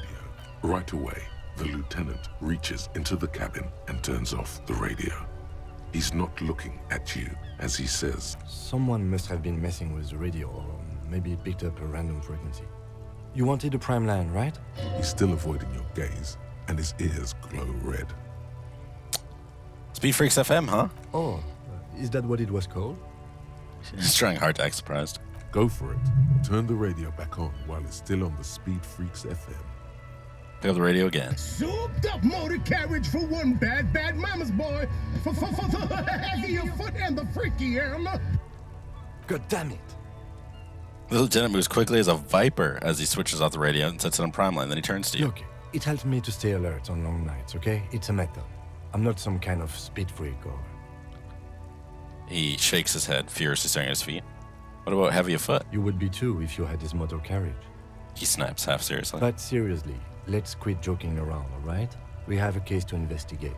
Turns back to the cabin. This is Precinct 57. I'm done. 57. In the cabin, you see a set of What's this machine? This is the Kupris Kinema, my motor carriage. You can use the toolbox and the radio if you'd like. He nods to the cabin. Motor carriage, motor carriage. Something bad with a motor carriage. A dark lump rises in your throat. Do all policemen in the RCM have such cool motor carriages? The Kupris motorcar does provide most of our patrol vehicles, yes. But this is different. This is a sports model. I might be wrong, but this one's a sports model, right? You're right. I didn't take you for a motorcar enthusiast. Do you also like Tip Top, Detective? What's Tip Top? An interstellary racing series. You should definitely give it a go if you like motor carriages. It has fantastic competition. He smiles again. What's this sinking feeling I have with the words motor carriage? Nothing.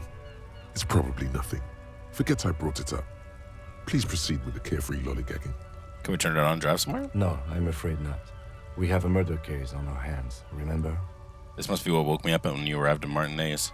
This infernal noise. Yes, sorry about that. The Kupris Kinema does have a rather distinctive engine sound. He says it with very badly concealed pride. In the cabin. He's proud of it.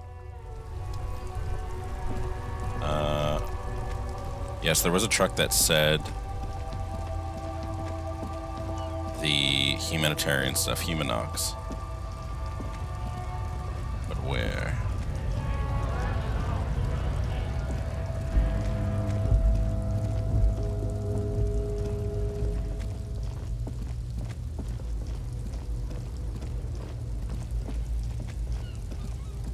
This one.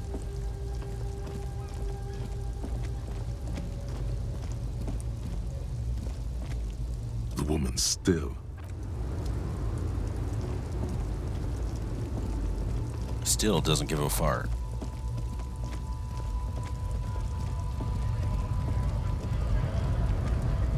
Right to work! Right to work! Things are busy enough. You're going to waste less of my time. The hulking man oozes stark skepticism. I mean, tips on how to punch a guy out, do you? Say a really big race theorist guarding a button? Not before you get in there and get your ass whooped.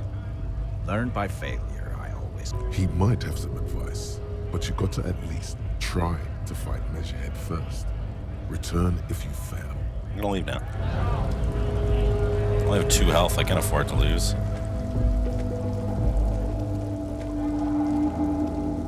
I don't think this is his vehicle. Does he drive the Humanox? Looking for something odd? No.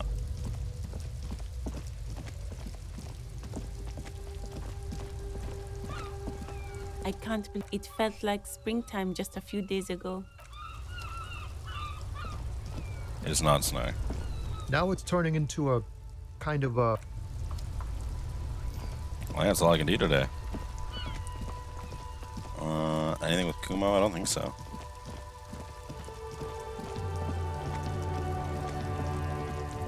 Still just hucking rocks. The man before you is... Of course. You have I questions. hate you. Do I remind you of someone? Baby with harlequinism. You sure wrinkled that comeback. The girl. I'll die before I squeal, pig. You there behind the fence. You don't want to fuck with me. I got my hands bloody. You can still see the top of her.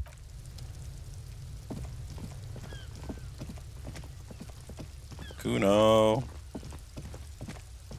All right, let's go inside. I think that's it.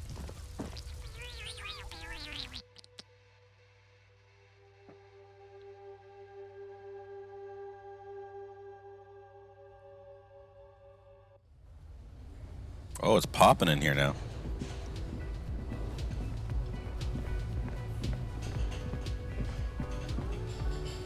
Can't talk to any of these people.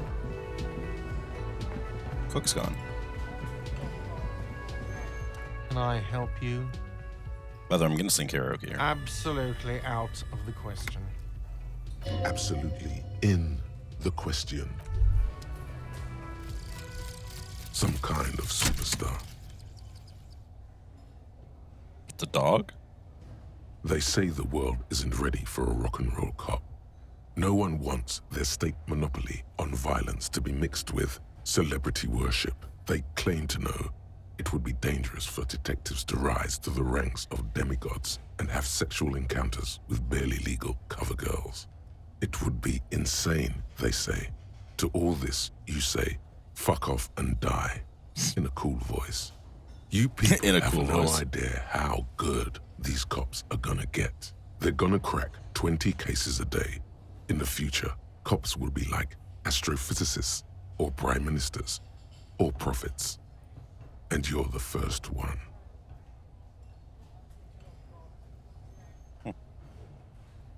So you're, I guess that's kind of cool.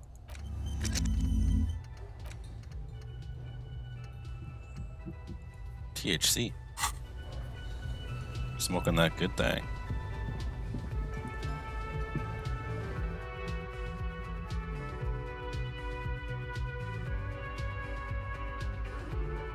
I need to like run out time so I can like have some of those things complete. I don't know if it works when you're sleeping.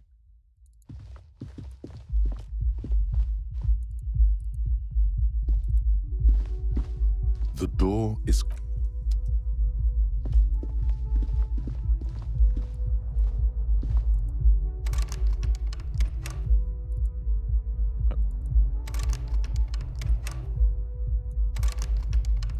Why is the door locked?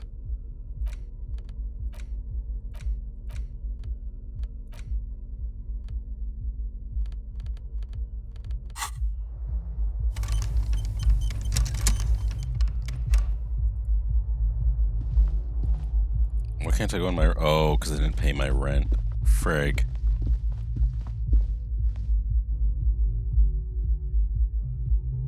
I love it. He locked the room. I gotta go be like, please let me in.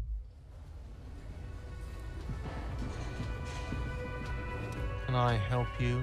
About the money I owe. Yes. Have you got it? How much do I owe you? A lot. For the room and broken window, 100 real. Like what? What the fart am I gonna do for money? Yes? I think you should... I can't remember. I should save before I do this. Yes? No response. He just arches his brow. I really don't remember anything. There was drinking involved. Have you tried concentrating on something other than your personal affairs? There is a sudden, harsh edge to his voice, like he's tired of hearing about your personal affairs. I'm completely lacking in basic information about this. Even this organization we're in. Can you help me? Fine. We should get through this day first.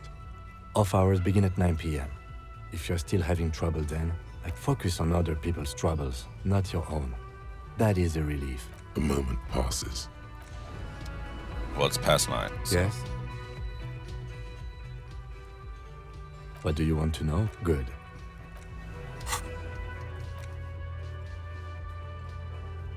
A balcony after 10.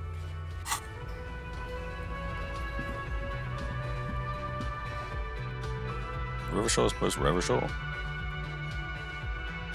Wrong, yeah.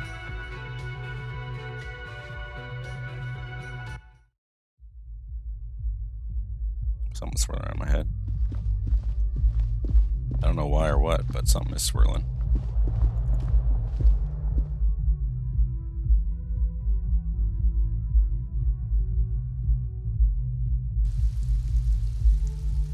Volition is your health, your mental health.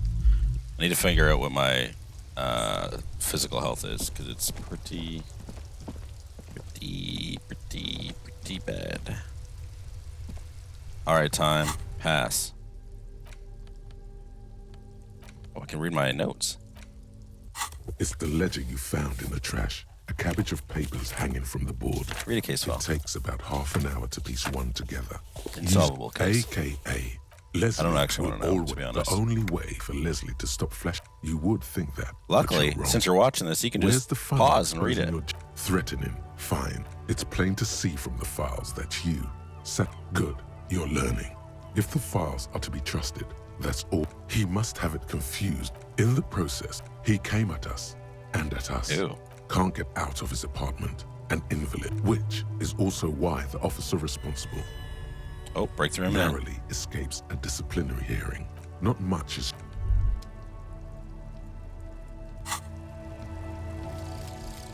Advanced race theory. Look at all these peeps. Everything is calm in the eye of the race storm. Your mind is lucid and bright. The mind-bending phylogenetics appear more distant and, to be fair, a little ridiculous. The great race mystery has cleared up. All that's left to do is verbalize your thoughts. Go and talk to Measurehead about your newly found insights. These are bad. So learning cap is raised to 5 for rhetoric, and your conceptualism is +1, which is not good.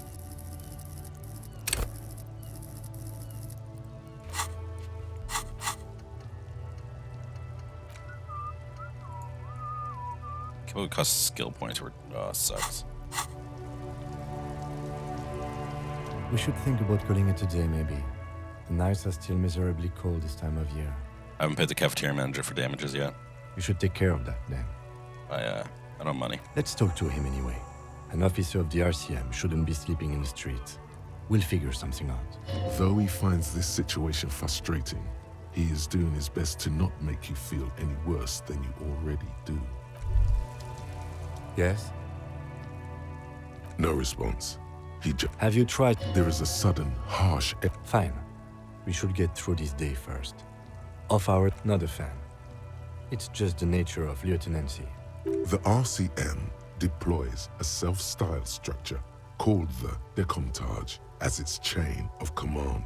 Every lieutenant is responsible for 2 sergeants and 8 officers. That means the average lieutenant has to deal with quite a few personal affairs. Even you know this. What should I concentrate on? Try work. The case at hand. It can work miracles. I'm afraid this is a medical situation. Really? You look fine to me. I'm talking serious, unbelievable damage here. This psychodrama is unbecoming of an officer. It's not psychological. Some sort of major brain damage has occurred. Then you should consider seeking medical attention. You can use the radio in my kinema. Dang, he really doesn't want to help. I don't know why I can't talk to him about the case, though.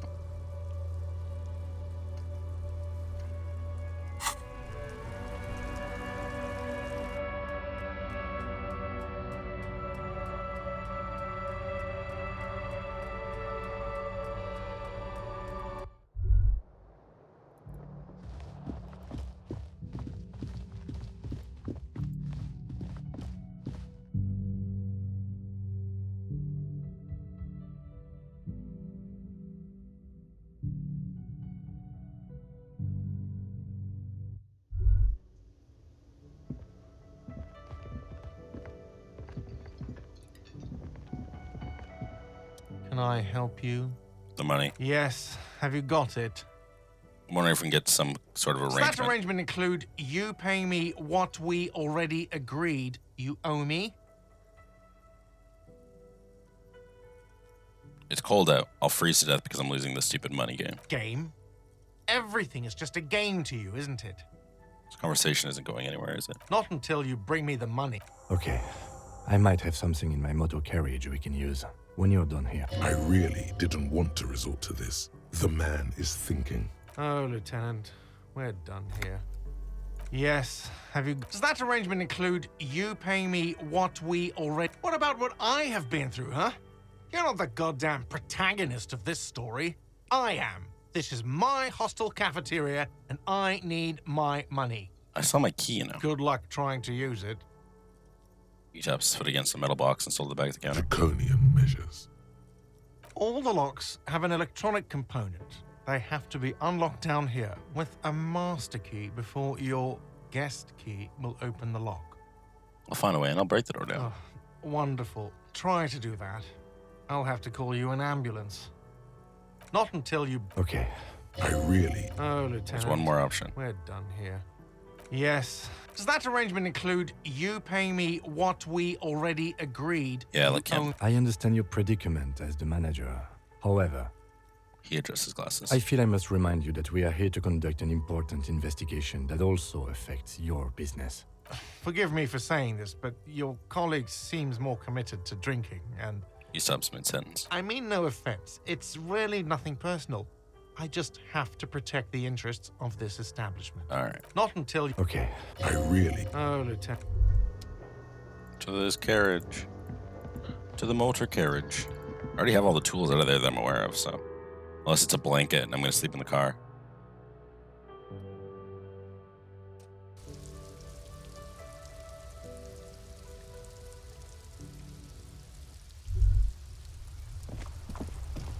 I don't have the key to the garbage bin anymore. Inside, you see a set of steering levers, a radio. I have something here we could sell. Look in the back, in the suspect transport enclosure. Transport enclosure? Regular people just call it the cage. All right, let's look. The cage at the back of the motor carriage looks rather uncomfortable. 4 shiny hubcaps are stacked against the seat. Their silver edges sparkle in the dark. I confiscated these 4 a little while back. We can take them to the pawn shop down by the Martinez Canal.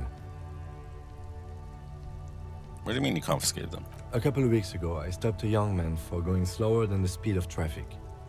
Turns out he was some coalition official's son and high. I get it. I would have confiscated them too. They're mesmerizing. That they are. I was going to take them into evidence, but they weren't necessary for conviction. He never asked for them back. Did you want to put the spinners on your machine? No, that would be silly. I don't know why I kept them. It doesn't matter. I couldn't put them on this MC anyway. A cop with spinners. That would be outrageous. Yeah, outrageously cool. He flashes a smile, barely visible in the dark. I'm sorry I have to sell them because of me. As I said, they're useless anyway. I should have remembered I have these earlier. But thank you. I appreciate your help. The lieutenant nods as you take the spinner. Let's go to the pawn shop. After this night, I will be calling it quits for the day. So let's get this done. Into the pawn shop.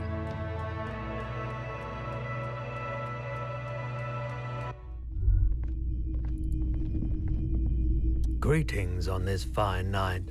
What brings you here? School is still open. Big city vibes. The pawn shop is always open. Oh, we can try again. Is he high? Feeling warm and enthralled by the movement of light, while the mind continues to race forward. Lucky bastard. He's probably on Parolidon. It's tough to come by on the street. Parolidon? What's that? A drug developed by the military to treat and prevent radiation sickness.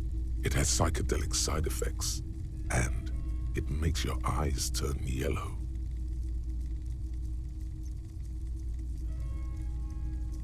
So where does a man get pride on these days?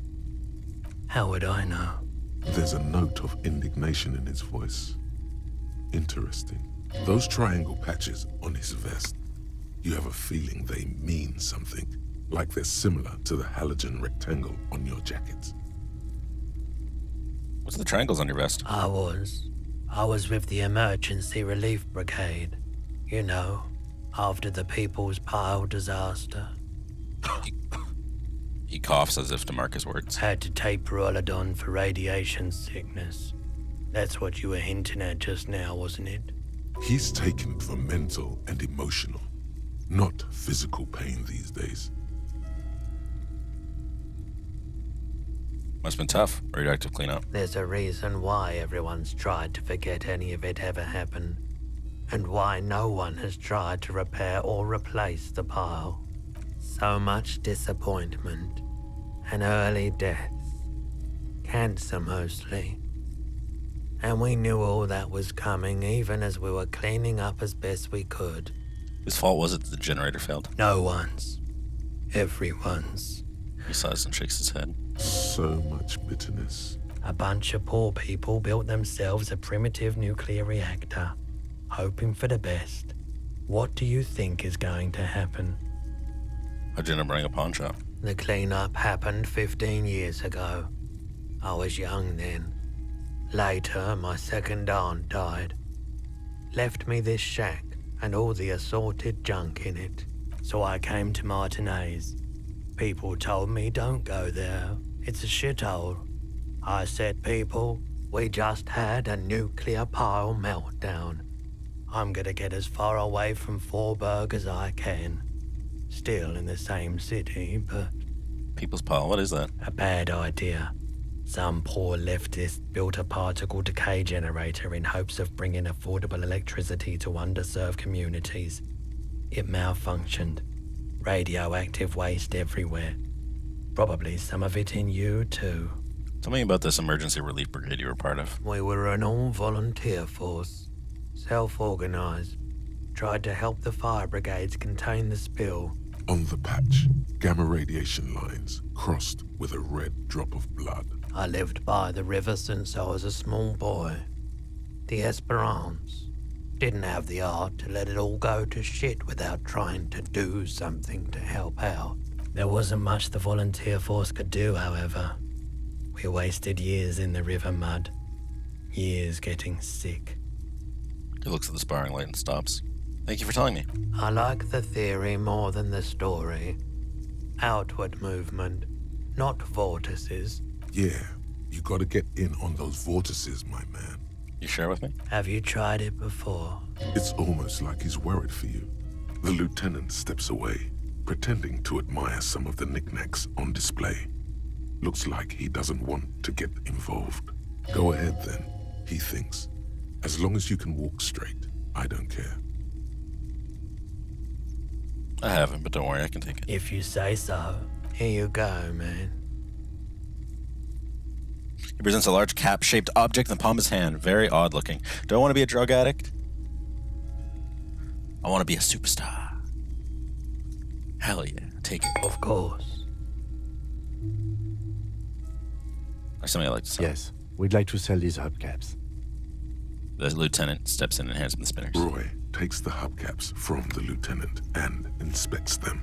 The spinners appear iridescent in the dancing light of his pawn shop. Yes, these are very, very good. Did you defraud some foreign prince for them? Jump-a-mesque banger? No matter. I'll give you 200 real. Hell yeah. No one was defrauded or jumped, I assure you.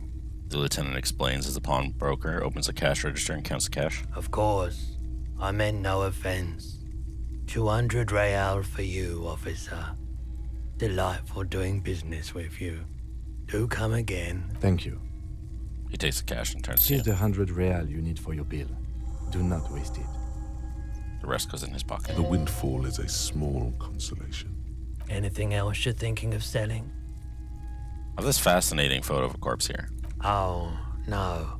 I don't like those kinds of objects. No sale. He barely looks at it. Do you know what the tattoos mean? Aphotic paths, counter-radiance networks, anti-magnetism. It's darkness. That's all I know. Sell me something lighter. I'd like to sell my clothes. I'm not purchasing any more clothing at the moment. He looks up and down quickly. And especially that tie. It swallows photons around it. I have no need for necrotic objects. Your mother is a necrotic object! I'm fun! Look at me sparking in the light of the projector! I don't have anything else to sell. Another time, perhaps. Bye.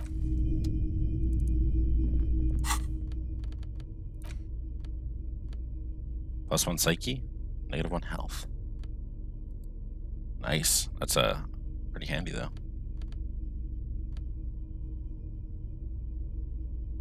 Use it 3 times too. Nice.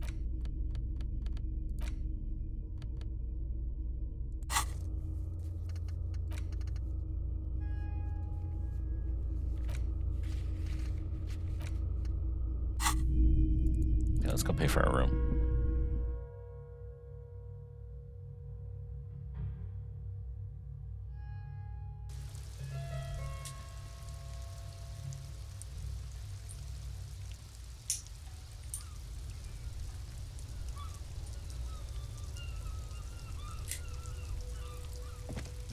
Get distracted cleaning my desk. Let's see. Go, go, go. Wait, did he just seriously leave the stuff? I mean, the sneakers are right there. Why can't I just steal them?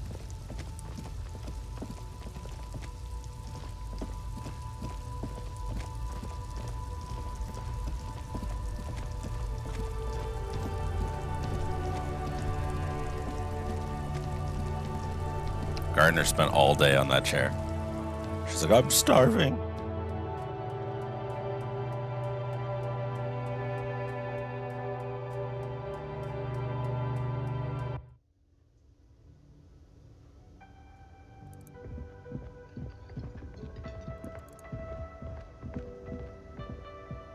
Can I help you? By the money I owe. Yes. Have you got it? Yes, I have your money. Well, Here it is. Sorry for the trouble. great. Thank you, officer. That's Level up. all I wanted. Payment for services rendered. If you continue to stay here, I just ask that you please pay your nightly bill in advance starting tomorrow. He's not sorry about his behavior for your sake. Now that you have money, he really wants to make sure you're not angry with him. The electronic lock to your room has been disabled till 9 p.m. tomorrow. Please pay for each night in advance starting tomorrow. 20 real per night. I'll take a room here too. Of course. Always happy to have officers from the RCM as guests. Anything else I can do for you? Goodbye. Man, I've leveled up, and I really want to put more stuff in here, but I'm also like, I should probably just...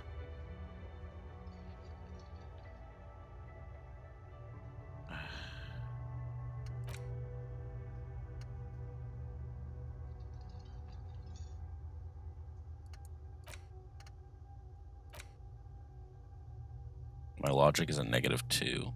It sucks. Visual calculus raised to 6, suggestion 6. So calculus, suggestion, chemistry, composure.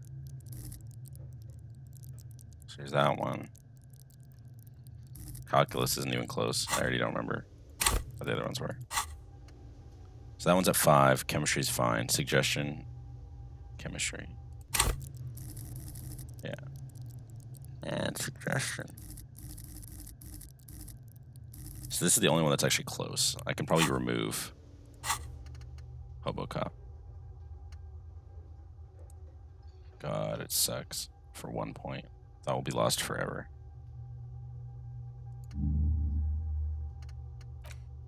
What? What? No, I had the wrong one highlighted. Fuck. How long was the last save? Oh. How far am I now?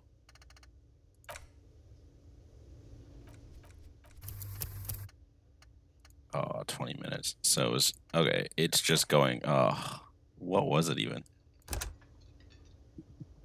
I already can't even remember what was there, but I just got it. I meant to get rid of Hobo. I didn't even mean to get rid of Hobo. Wait a minute. I'm on crack. Which one did I mean to get rid of? Yeah, no, I meant to get rid of some sort of superstar. I did the right thing. Because I didn't need the cap. Oh, God. We're figuring it out. It's because I was going to do Hobo Cop, but the extra tear is nice.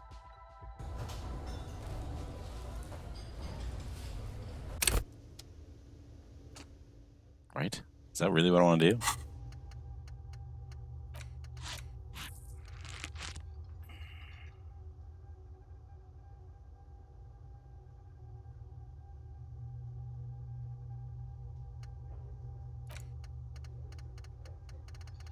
For now. For now, that's what I want to do.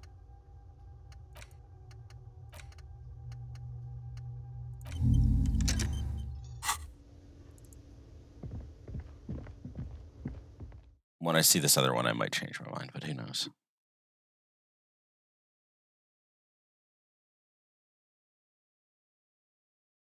Can't put points in skill. Drugs raise their health, but they're bad. This is the door to the room you redecorated. Good night, Lieutenant. Just a moment. You had some questions earlier, I believe.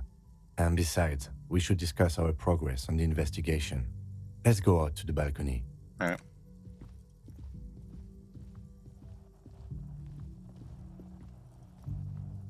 The air outside is brisk. The lieutenant is silent for a moment. He listens to the traffic hum. Then,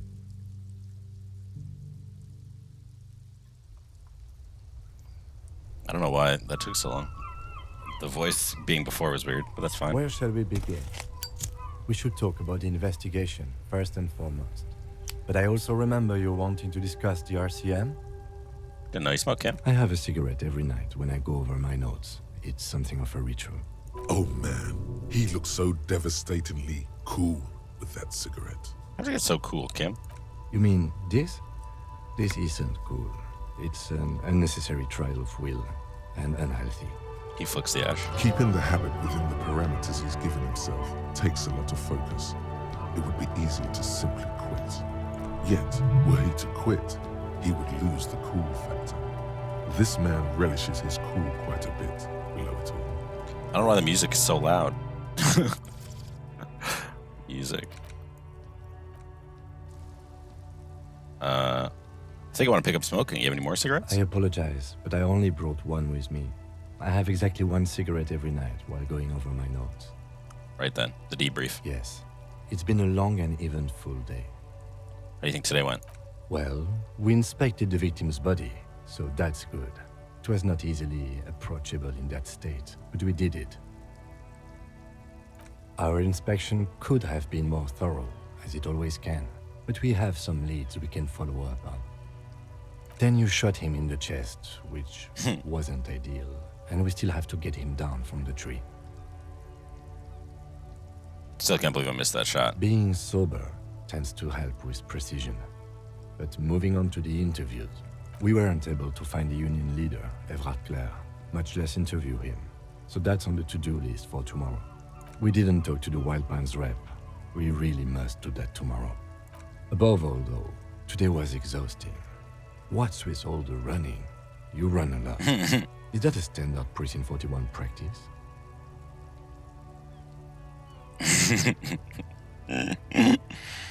I don't like to waste time, you know? My mind moves fast, the rest has to try to keep up. It's impressive, especially for a man your age. And in those hills. He nods thoughtfully, tapping his finger in a cigarette. Nice shoes, by the way. I like the green. Goes with the orange. He looks at your snakeskin shoes and smiles, suddenly. What are our powers exactly? The RCM? They're quite limited, actually. The power officers of the Revachol Citizens Militia exercise most frequently is imposing fines of up to 1,000 real for offenses, in accordance with an interdepartmental schedule. 1,000? Why not more? The RCM's primary role is to ensure safety. We are not really supposed to play any part in the economic structure of Revachol. Wouldn't that be an easy power to abuse? Yes, although indirectly, as citizens can always request records from their local station. Officers of the RCM have been known to take bribes of less than the prescribed fine amount. It undermines trust in the RCM. Alright, what else? We can arrest people, of course, but rather than bringing someone in directly, it's preferable to serve a station cold sleep. It prevents confusion and overcrowding. I see. And if someone resists? As you may have gathered from the fact that we are expected to carry a record of our kills, like the one in your watermarks, we are permitted to use whatever force is necessary, and strongly admonished not to abuse that power. What happens if I kill someone while on duty? You have to supply compelling evidence for why it was necessary to use lethal force. In these cases, your partner is usually your witness. Not a good position to be in, by the way. Internal Affairs handles these cases thoroughly, by cross-examining you for inconsistencies. It is hard to cover for anyone, which is for the best. Have you ever killed anyone? Yes. The last time was 4 years ago. He says it matter-of-factly and moves on. He has internalized it well. It's just that. A fact. A self-contained past event. How happens to the people we convict? We don't convict. We arrest and send them to coalition government courts in Couron and La Delta. The prosecution works off our testimonies and records, which is why it's paramount to keep them. Taps on his coat pocket where he keeps his notes. And who makes all these rolls? The coalition government and the moral intern, more broadly. The RCM was formed by the coalition government to restore order in the international zone after the revolution. So we did. Now we attempt to maintain that order. No more, no less. His gaze fixed absently on a window below that just went dark. Or perhaps it is better to say we were allowed to form. It's a point of contention whether the citizens of Revachol or the coalition government founded the RCM. Let's say it was the citizens of Revachol. Be sentimental if you like. Either way, the Moralintern leases us the right to keep the peace in this city, and they will take it away if we misuse it. Moral intern. What is it? The Moralist International are the world's largest political organization. You know who they are. They have been running this place after the revolution failed. I really don't know. No, if I didn't know, how would you describe them? They're a union of center-left and center-right parties across the Real Belt. Our coalition government is just one of its many projects. They also run the ICP, EPIS, most intergovernmental organizations in the world.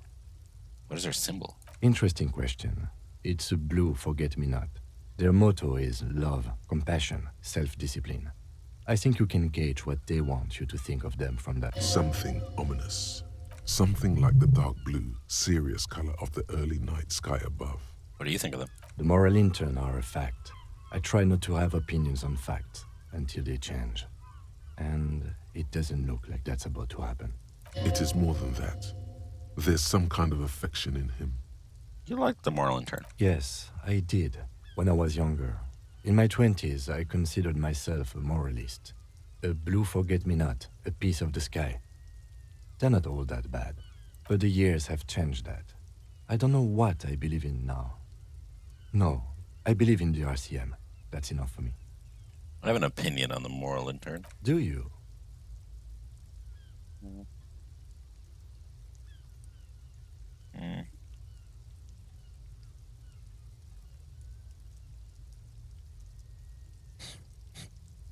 Immigrants, liberal kips, fucking men turning into women. Have we seen the place? Things are bad. We are in what is called the twilight of international law. The laws we claim to enforce come from the MI. Without them, we are simply vigilantes. Yeah, vigilante sounds bad. Sadly, it is what we already are to the people of Martinez. Most of them, at least, especially the Union. Vigilantes. I expect our job here to prove quite challenging. He looks at the roundabout. Say nothing, just look into the night. The dying lights of the city shimmer below. Slowly, like luminous clouds, they pass on his lenses. The lieutenant looks at his slim cigarette, contemplating the next drag. This soldier is the highlight of the day for me, he thinks. This little stick right here. They really don't like us here. And the mouth on that kid, Kuno. It's different inland, in Jamrock and the GRIH. He pulls on the cigarette. Why are they like this? It's our fault for leaving this place to the dogs, to the Union, to the company, not daring to come here more often. It's like I told you, this place is an orphan, fallen between the cracks. And in Jamrock and the GRIH? We run this city. West of the river is RCM land. He looks at the dark silhouette of the equestrian monument cutting into the night sky. It's incredibly hard. Human beings are... But we are in control, and it's worth it. The organization works. Our systems work. If they didn't, the city would disintegrate. I hope our investigation will improve the situation here. At least do some good. Me too. But I wouldn't count on any drastic changes in our lifetimes. He is very tired, but the dark circles under his eyes make him look younger, not older. Thank you for this. Yeah, it's getting very cold now. Let's go. He puts out the stub of his cigarette and looks to the door.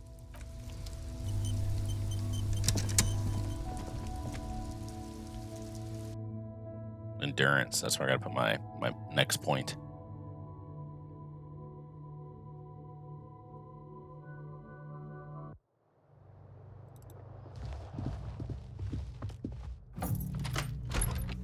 See you in the morning.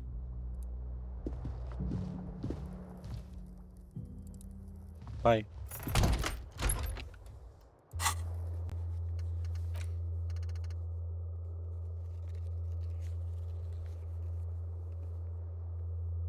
As long as you have a free place to stay, you have to do this every night.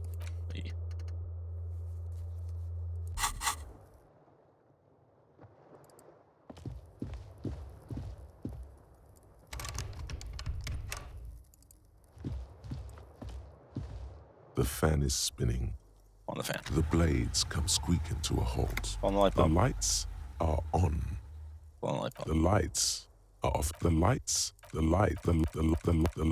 lights. All right. Oh, I can pick up my own bottles. Bag. Hell yeah. I cannot pick up my own bottles. Boo. Oh, wait. Pick up these bottles.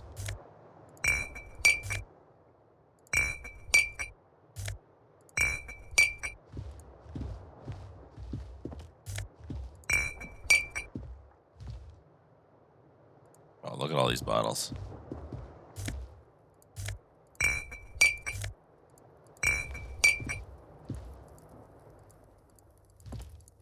Cannot take those bottles. What about this bottle?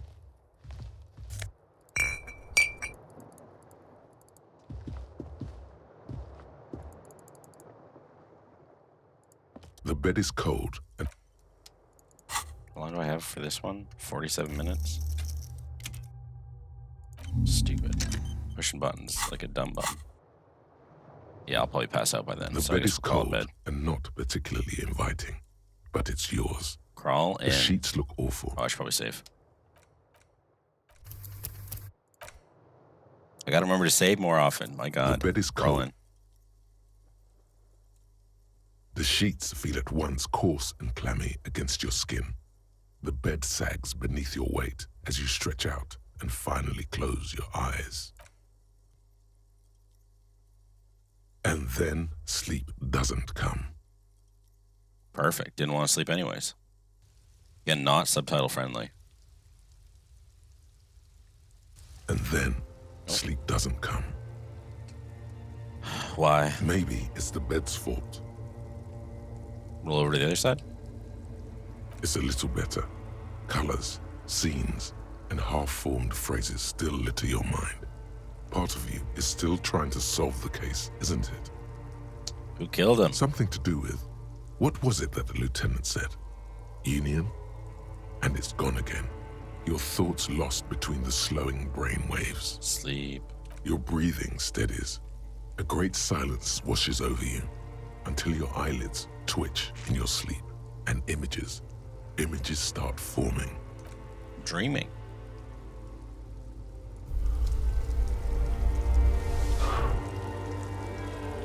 Uh-oh. Got my bag equipped.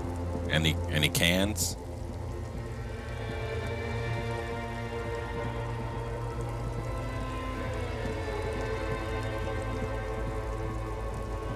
Uh-oh. This ain't good. This ain't good at all. There ain't any cans. Do you remember the scent of your childhood? I was born in a hospital where people usually go to die. You're not kidding anyone, Harry. You don't remember shit. Tell me, do you remember your wife's hand on your face? I left. Oh no, funky baby, you stayed. It was the rest of it that left, while you just stood there with one hand on the bottle and the other on your dick, watching it go. Okay. Tell me, where are your friends? Human beings have friends, Harry boy. Where the hell are yours? I can get it back. No, it's gone. 3 times gone and never coming back. You failed. You failed me. You failed Elysium. What's Elysium? Everything. The Pale and the Isolas on the surface. The outer magnetosphere. Burning, furious truth. 8,000 years of written history. You really dropped the ball, Harry. 4.6 billion people, and you failed every single one of them. You really fucked up. I can come back from this. You're not coming back from shit.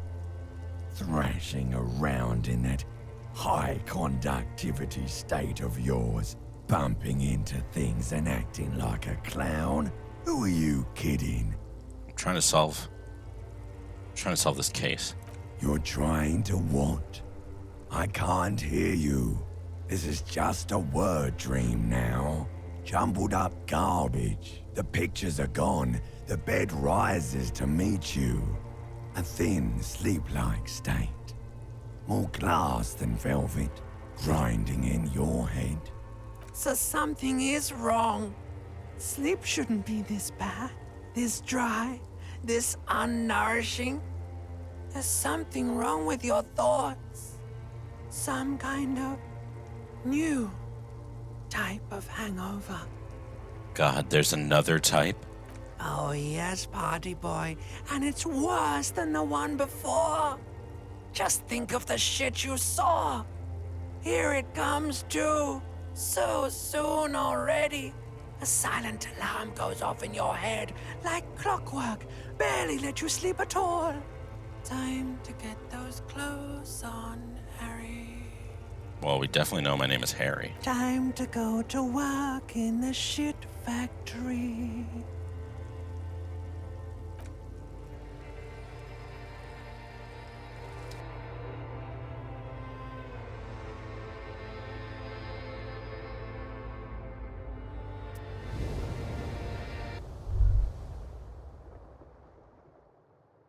Good going, buddy. The hell is that? Oh, just a dream. You have ones like that all the time. You feel even worse this morning than you did last night. The hell's going on with me? You mean, why are you so tired? Too tired and down to even think? It is worrying, isn't it? You can't be a detective like this. Detectives need to be able to think. He's going through withdrawal? That's not it. I feel super good. That's not really true. Your heart has finally pumped all the speed out of your system, Buster. Time to get some more. Don't do that. Stay strong. The hangover will wear off. You don't need to keep doing this to yourself.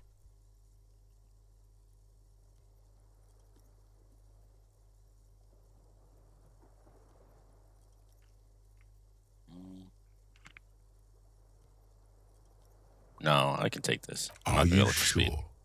Ready to live as this pathetic shell of yourself for days? Basically, a week. Let's be honest, 2 weeks. Maybe 3. You won't make it. Half the town will be dead by then. You will be fired. That's a lie. I can do this without the speed. Half the town won't be dead. Suit yourself, slow, sad shell man. See how you do without your spark.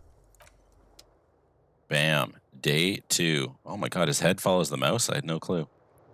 Well, that's where we're going to leave it for now. Thank you so much for watching my almost 4-hour playthrough to finish day 1. We'll see you next time. Yeah, we'll see you then. Bye.